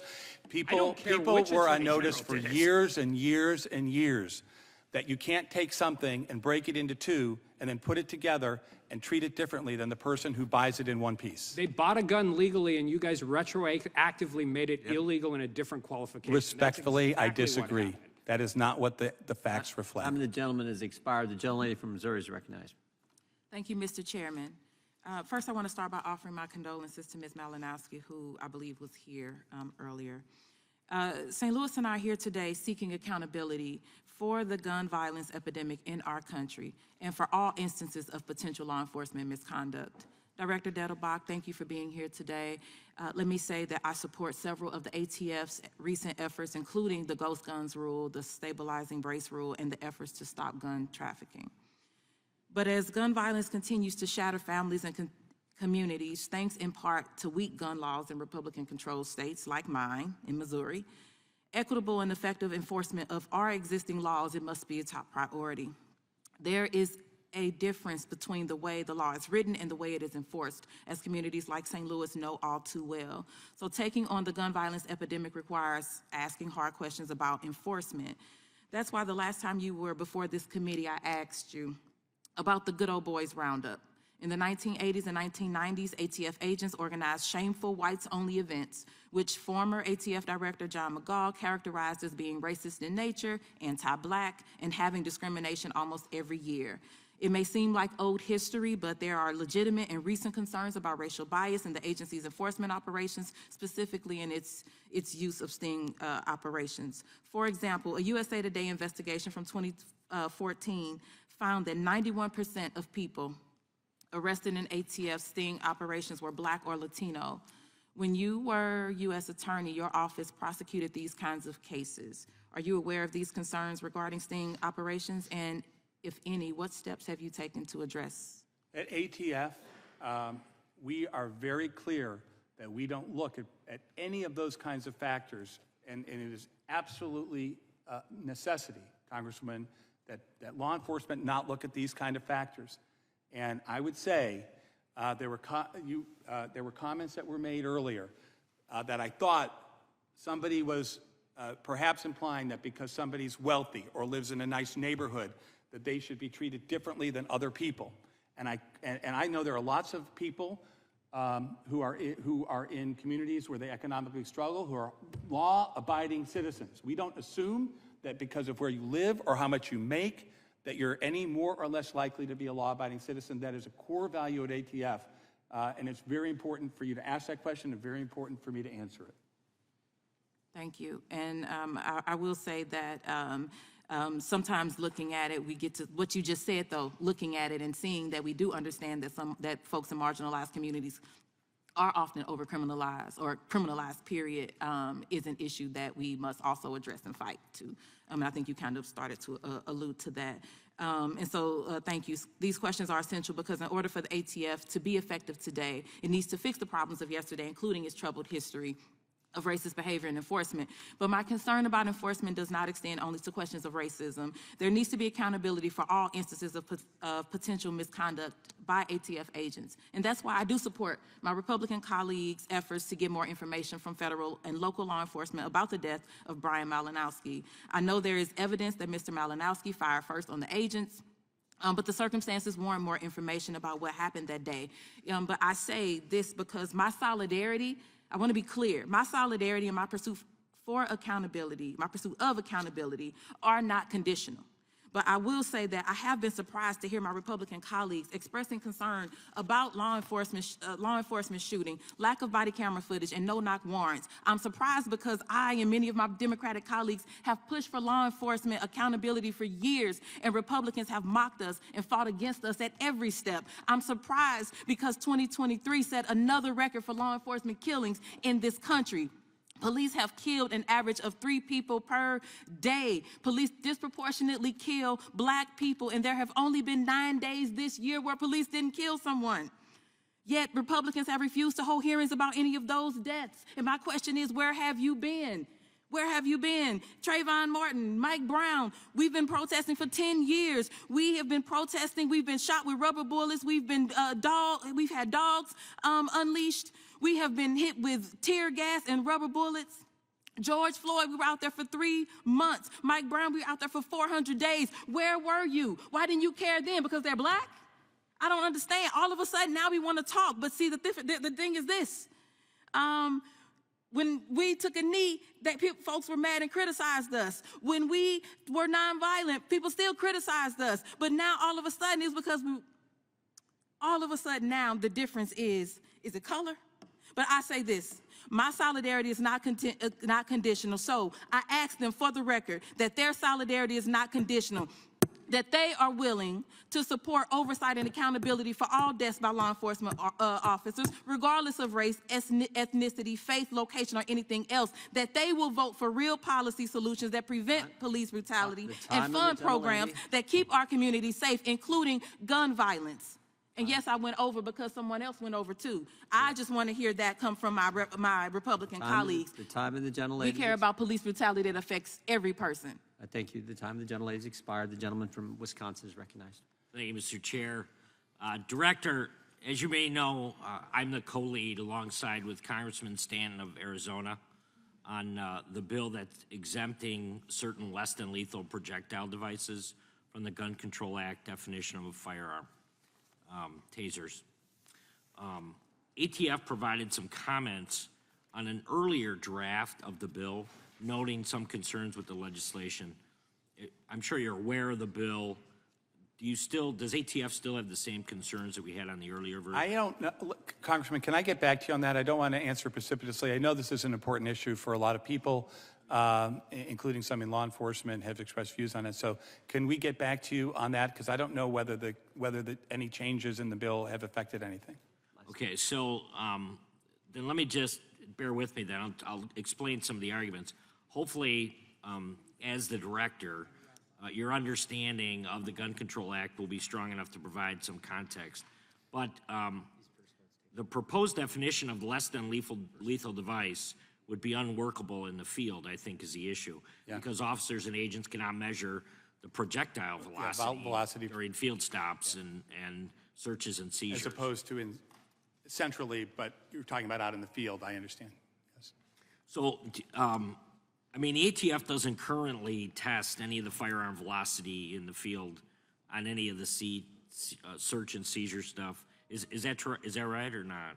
To the best of my knowledge, that is correct. It's always hard because some of our operations aren't in Washington. We have operations that are not field operations but are centralized in other places. So I want to be careful. But we have, I think you're right as a general matter, yes. I'll check though and get back to you. If that's not correct, I'll get back to you. Okay. So to be clear, ATF right now, though, the concerns that this change would be unworkable in the field hinges on the idea that officers and agents would suddenly need to start measuring velocity and checking the internal workings, right? I mean, what I'm trying to get to the bottom, because I think Congress is way beyond ATF on this.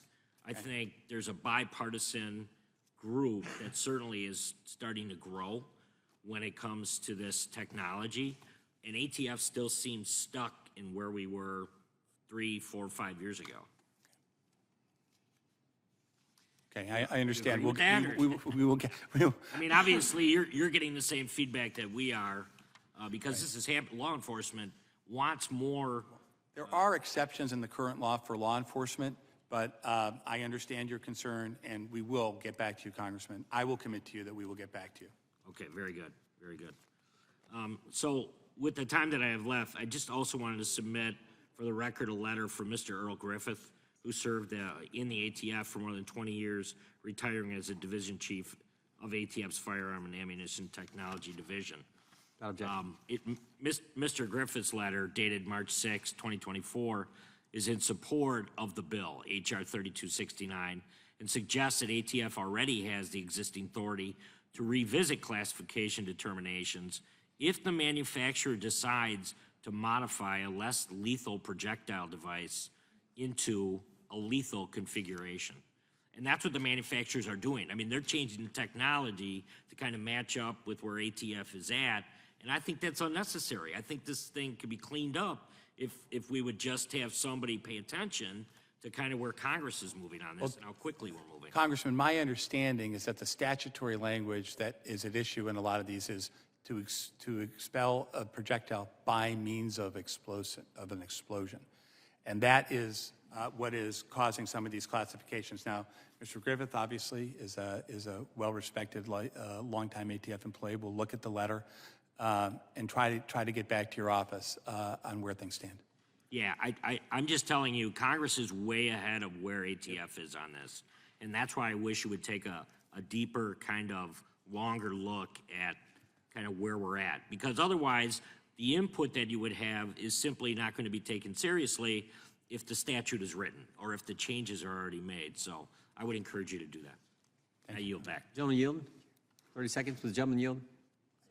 Yeah, thank you. I just, real quick, you mentioned earlier that we need to be focused on the facts, particularly relative to the Malinowski case. I just want to make clear, understand, are you disputing that the ATF was not in Little Rock, Arkansas, ready to execute a raid on the week before, on March 12th, 2024? I'm neither disputing we saw the video. We saw the video, right? There's a lot of again, this is a slippery slope. I have to abide by our Department of Justice policy. ATF wasn't in Little Rock the week before? I'm not saying any of that. I'm saying that until the investigation is completed, I am not disputing that fact or any other fact. I'm trying to counsel Because I All hear I'm saying a is lot you- of you things said earlier flying out things there. you said earlier things were stated that were not facts. That, I think wasn't I have stuck to focusing- the facts. I wasn't focusing I wanted to on just double that. check. There's been a lot of things said, Congressman. Gentleman from Mr. Virginia, Chairman, I'm sorry. Gentleman from Virginia is recognized. The death of Brian Malinowski is a tragedy, but unfortunately, it is not a surprise given the cavalier attitude of the ATF over the years and the way that they play fast and loose with the law and with the facts and with the lives of American citizens. I want to ask you about the latest area in which the ATF is playing fast and loose and really taking actions that are going to endanger more lives in the future if we don't see changes, and that's the new attempt to have a universal registration check rule.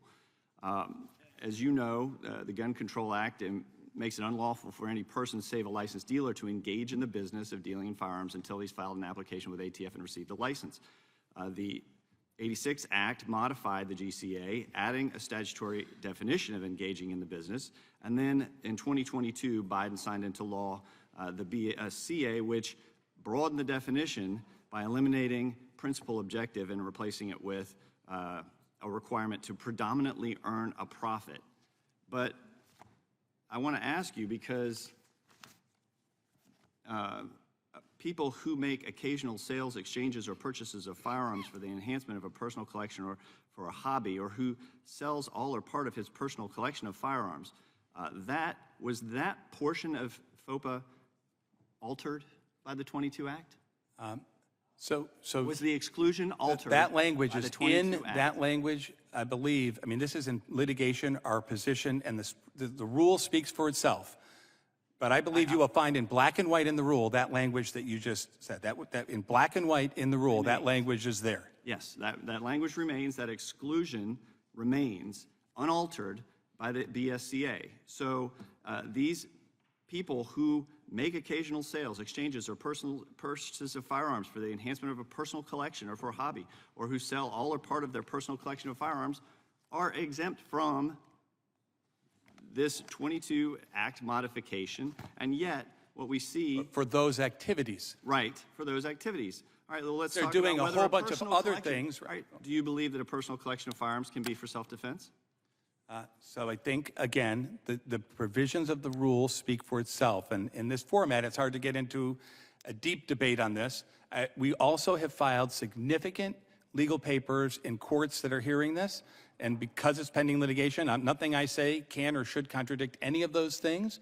The rule sets forth conduct-based factors which, under the totality of circumstances, right, could give rise to somebody being engaged in the business or not. I'm and glad it gives you said- examples. It gives I'm examples. glad you said conduct, because where did Congress make it a crime to merely intend to earn a profit off of selling a privately owned firearm? Because that's what you're attempting to... There clearly is an intent element of this statute that Congress solely wrote. intent? There's no action? Again, as in many criminal statutes and many statutes that are regulatory, there is both an act and an intent.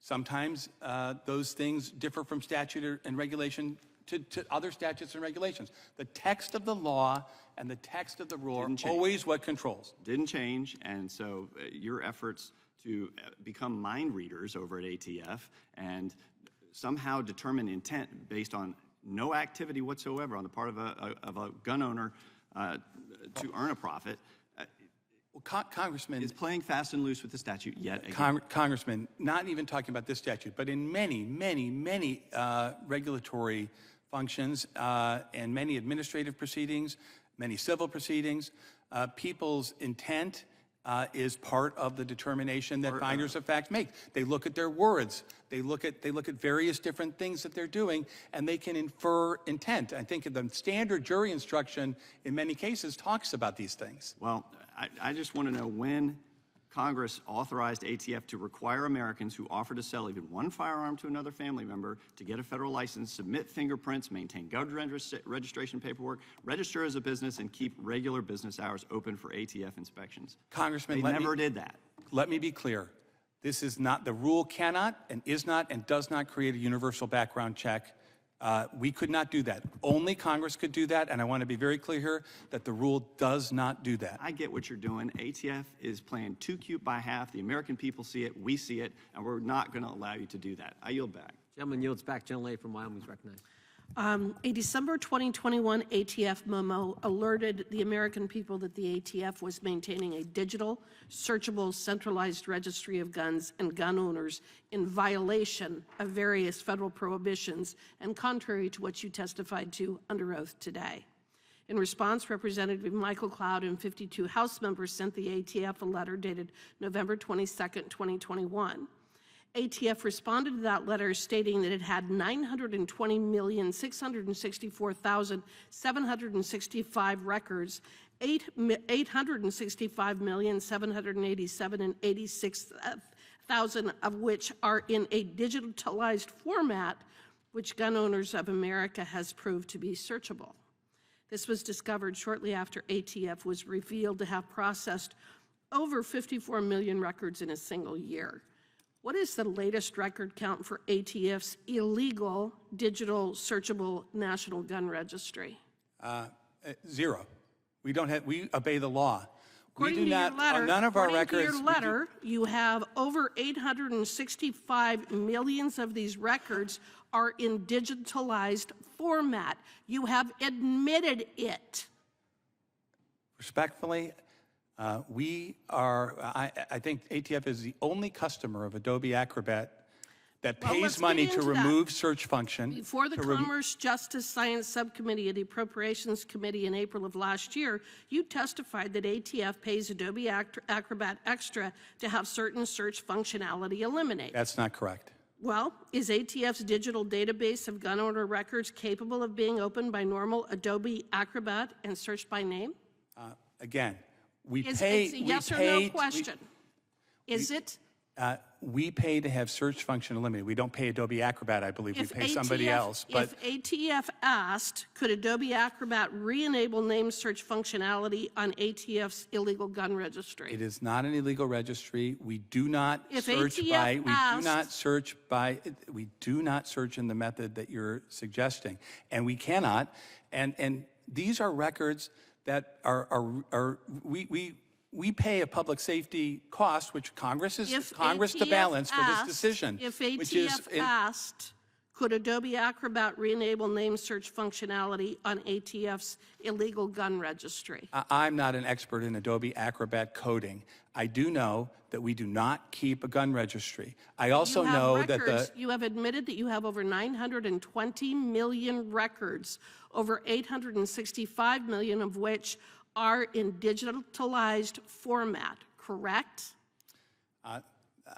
the question, if your answer is, are they somehow scanned in so that we literally don't have to have 950 million pieces of paper, that is a lot different from what you're implying with respect to having a gun registry. It is also true, Congressman, that we don't have any records of firearms purchases for people who are still in business, which is the vast majority of currently sold firearms. We have zero. You also testified before that subcommittee that ATF's digital database of gun and gun owners is not capable of being searched by personal identifier. Can ATF's gun registry be searched by make, model, and serial number, enough searchability to create a list of, say, all AR-15 owners?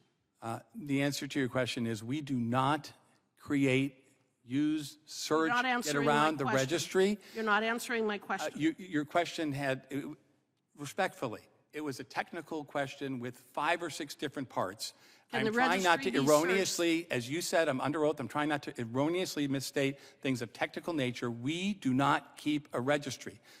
We use these things for pending homicide investigations. It takes us a lot longer to find the name of the killer. Mr. Dettelbach, you have mentioned gun running and gun violence associated with Mexican cartels and the crime associated with that. In fact, you refer to the cartels as, quote, the most dangerous organizations in the world. How many conversations have you had with President Biden or Secretary Mayorkas demanding that they close the southern border? We do not, ATF does not. How many discussions have you had with President Biden or Mayorkas about closing the southern border? The answer to your question is, Zero. we work with DHS How many on conversations have border-related. you had with them demanding that they close the southern border? Okay. It's a simple question. Again, I have may I answer? How many conversations have you had We demanding? discuss our border-related security issues with DHS frequently. I have had Have you conversations demanded with that they Secretary close the Mayorkas southern about our border? efforts. Have you to try and- demanded that they close the southern border? I'm at ATF. It is not our jurisdiction to police the southern border. That's for DHS, Congresswoman. You don't care about crime in this country if you're not trying to address what's going on at the southern border. Respectfully, I deeply disagree. I think it's very unfair. Gentleladies, time has expired. The gentleman from South Carolina is recognized. Thank you, Chairman. Director, here's what I find troubling. In 2021, there were 5 FFL licenses that were revoked, but in 2023, that number has jumped to 157, I believe. That's a dramatic increase, and in my opinion, and I think we've echoed this on this side, a very stark indicator of the Biden administration's aggressive overreach against FFLs. And here's what's worse. An increasing number of firearms dealers faced with severe and often disproportionate consequences for minor clerical errors have elected to shut down their operations rather than endure the extensive and costly process of defending their practices. This is like David versus Goliath, except that Goliath, the U.S. government, wins because all the resources are there and you have a small business trying to defend themselves against the insurmountable resources of a federal government. So let's take a look at the number of voluntary business closures post-inspection over the last couple years. In 2021, there were 24. 2022, 69, and 2023, there were 80. This is a result of ATF's zero tolerance policy and, quite frankly, a very concerning trajectory of ATF. This is all occurring under the guise of public safety, but ATF is essentially working to dismantle a very lawful firearm industry. Let me ask you something, and this was talked about earlier. Where can I find authorization from Congress that you would revoke somebody's FFL for a minor clerical error? Where is that in the statute? The statute and the policy and our implementation deals with willful violations. And by the way, it limits them further to violations that endanger public safety. The vast majority, one thing I think we agree on, which I want to say because it's important, the vast majority of firearms licensees out there are following the law and following the rules. Correct. They're law-abiding businesses. That's why over 98, almost 99% of our inspections do not result in revocation. There's due process. People can request a hearing. In the hearings, Congressman, that we conduct, these are administrative hearings at ATF, half the time we decide not to revoke because of something that the FFL presents to us. People have lawyers at some of those, they don't have lawyers at others. And in many cases, we work with FFLs to try and cure any defects, if they're clerical defects, to make the FFL stronger in terms of a target for people who, not the FFL is doing something illegal, but others are taking advantage of weak controls. And that can be a public safety threat as well, as you know. Even a law-abiding FFL, if they're not careful, can be taken advantage of by straw purchasers. Director, here's my concern, and I know we've got limited time, and I'm certainly respectful of yours. The BSCA was passed in 2022. Based on that, you have, there's been a slight modification to the rule that, quote, even a single transaction or offer to engage in a transaction when combined with other evidence may be sufficient to require a license as an FFL. And so you are inferring from that, and again, I think this is where the minor clerical errors come in. Congress has made no law to this. There is a 2022 amendment, but I think you have largely ignored another statute, 18 U.S.C. 921A21. Are you familiar with that statute? Yeah, I'm familiar with all the code, but I what does that respond. Director, what does that say? What does that statute say? I believe it's a provision you're talking about for importers, which is a provision that you're referring to. It says that the term engaged in business okay, so the shall not include a person that makes occasional sales, exchanges, or purchases of firearms for the enhancement of a personal collection or a hobby, or who sells all or part of their personal collection or firearms. That's quoted in the rule. Correct. The concern that I have, though, is that that's not the application by ATF, that you're taking a very heavy-handed approach. And again, you have to look at the disproportionality of this, is that you have the heavy hand of government, you have the enforcement, you're creating these rules, I think, which are beyond the scope of what Congress has implied. or directed, and you are using this to kind of target people. And again, I'm not talking about the bad actors. I'm talking about lawful businesses who are trying to do the right thing and have minor clerical errors. Let me ask you something real quick. I want to shift gears. Could you describe Spartan? What is Spartan? Spartan is the name of the general case management system that exists at ATF. It replaced an older system. The system had been in service for many, many years. It was no longer supported, I think, anymore by the technology out there, so we replaced it with the new case management system. So ATF administrative investigators are tasked with determining whether an FFL willfully did anything. And according to a recent ATF revocation hearing, whether, quote, in preparing the report of violations is the issue of willfulness even a factor, end quote, the ATF director responded, I input data and Spartan does the figuring. So are we allowing AI to determine whether or not something is willful I'm or so not? glad you're at. Absolutely not. So these are humans that make people, human beings review all of these things at supervisory levels. You cannot revoke somebody without several levels of approval. Time of the gentleman has expired. Gentleman yields back. Gentleman from Texas recognized.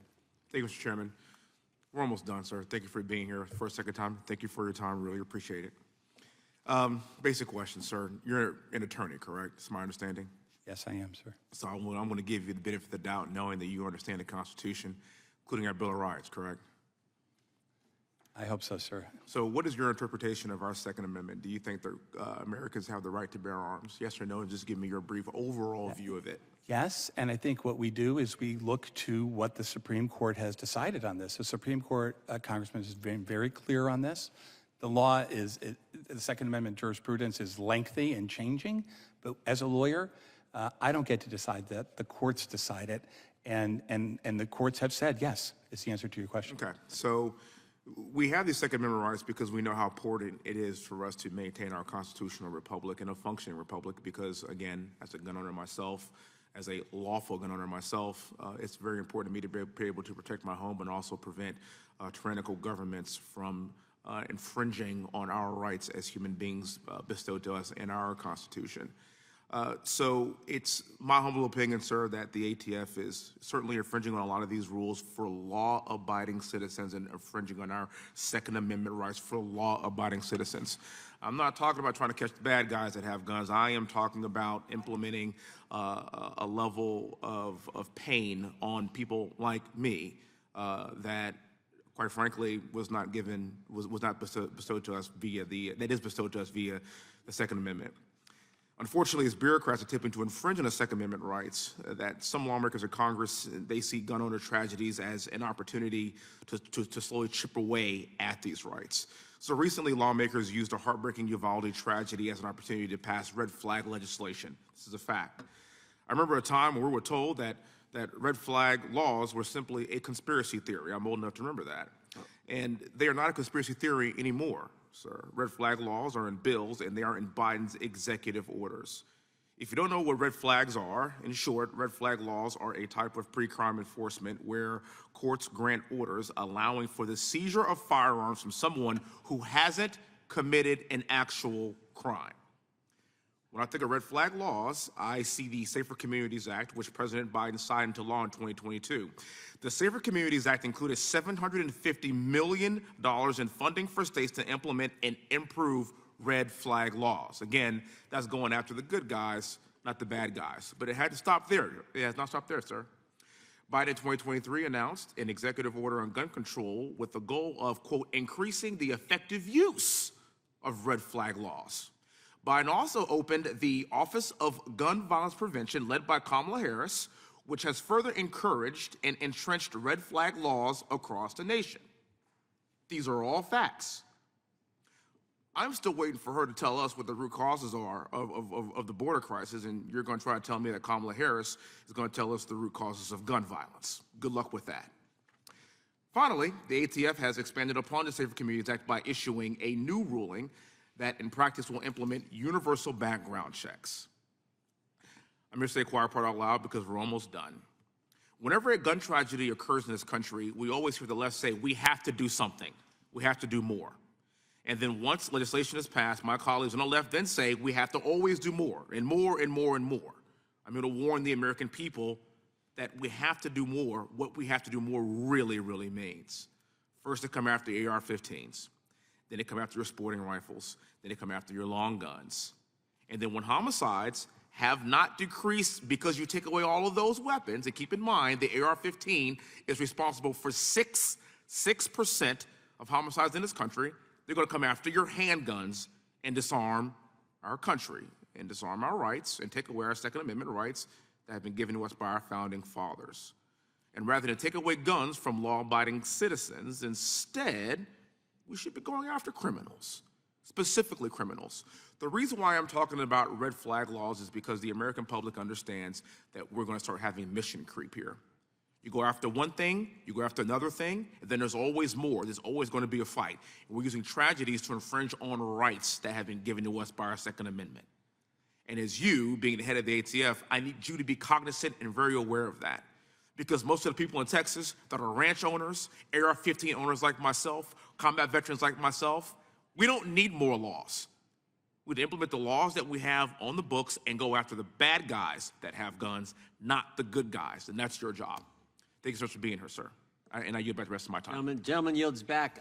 Director, thank you for being here. I apologize. We got to run to votes, and so we're going to sprint out of here. We appreciate you being here for 3.5 hours.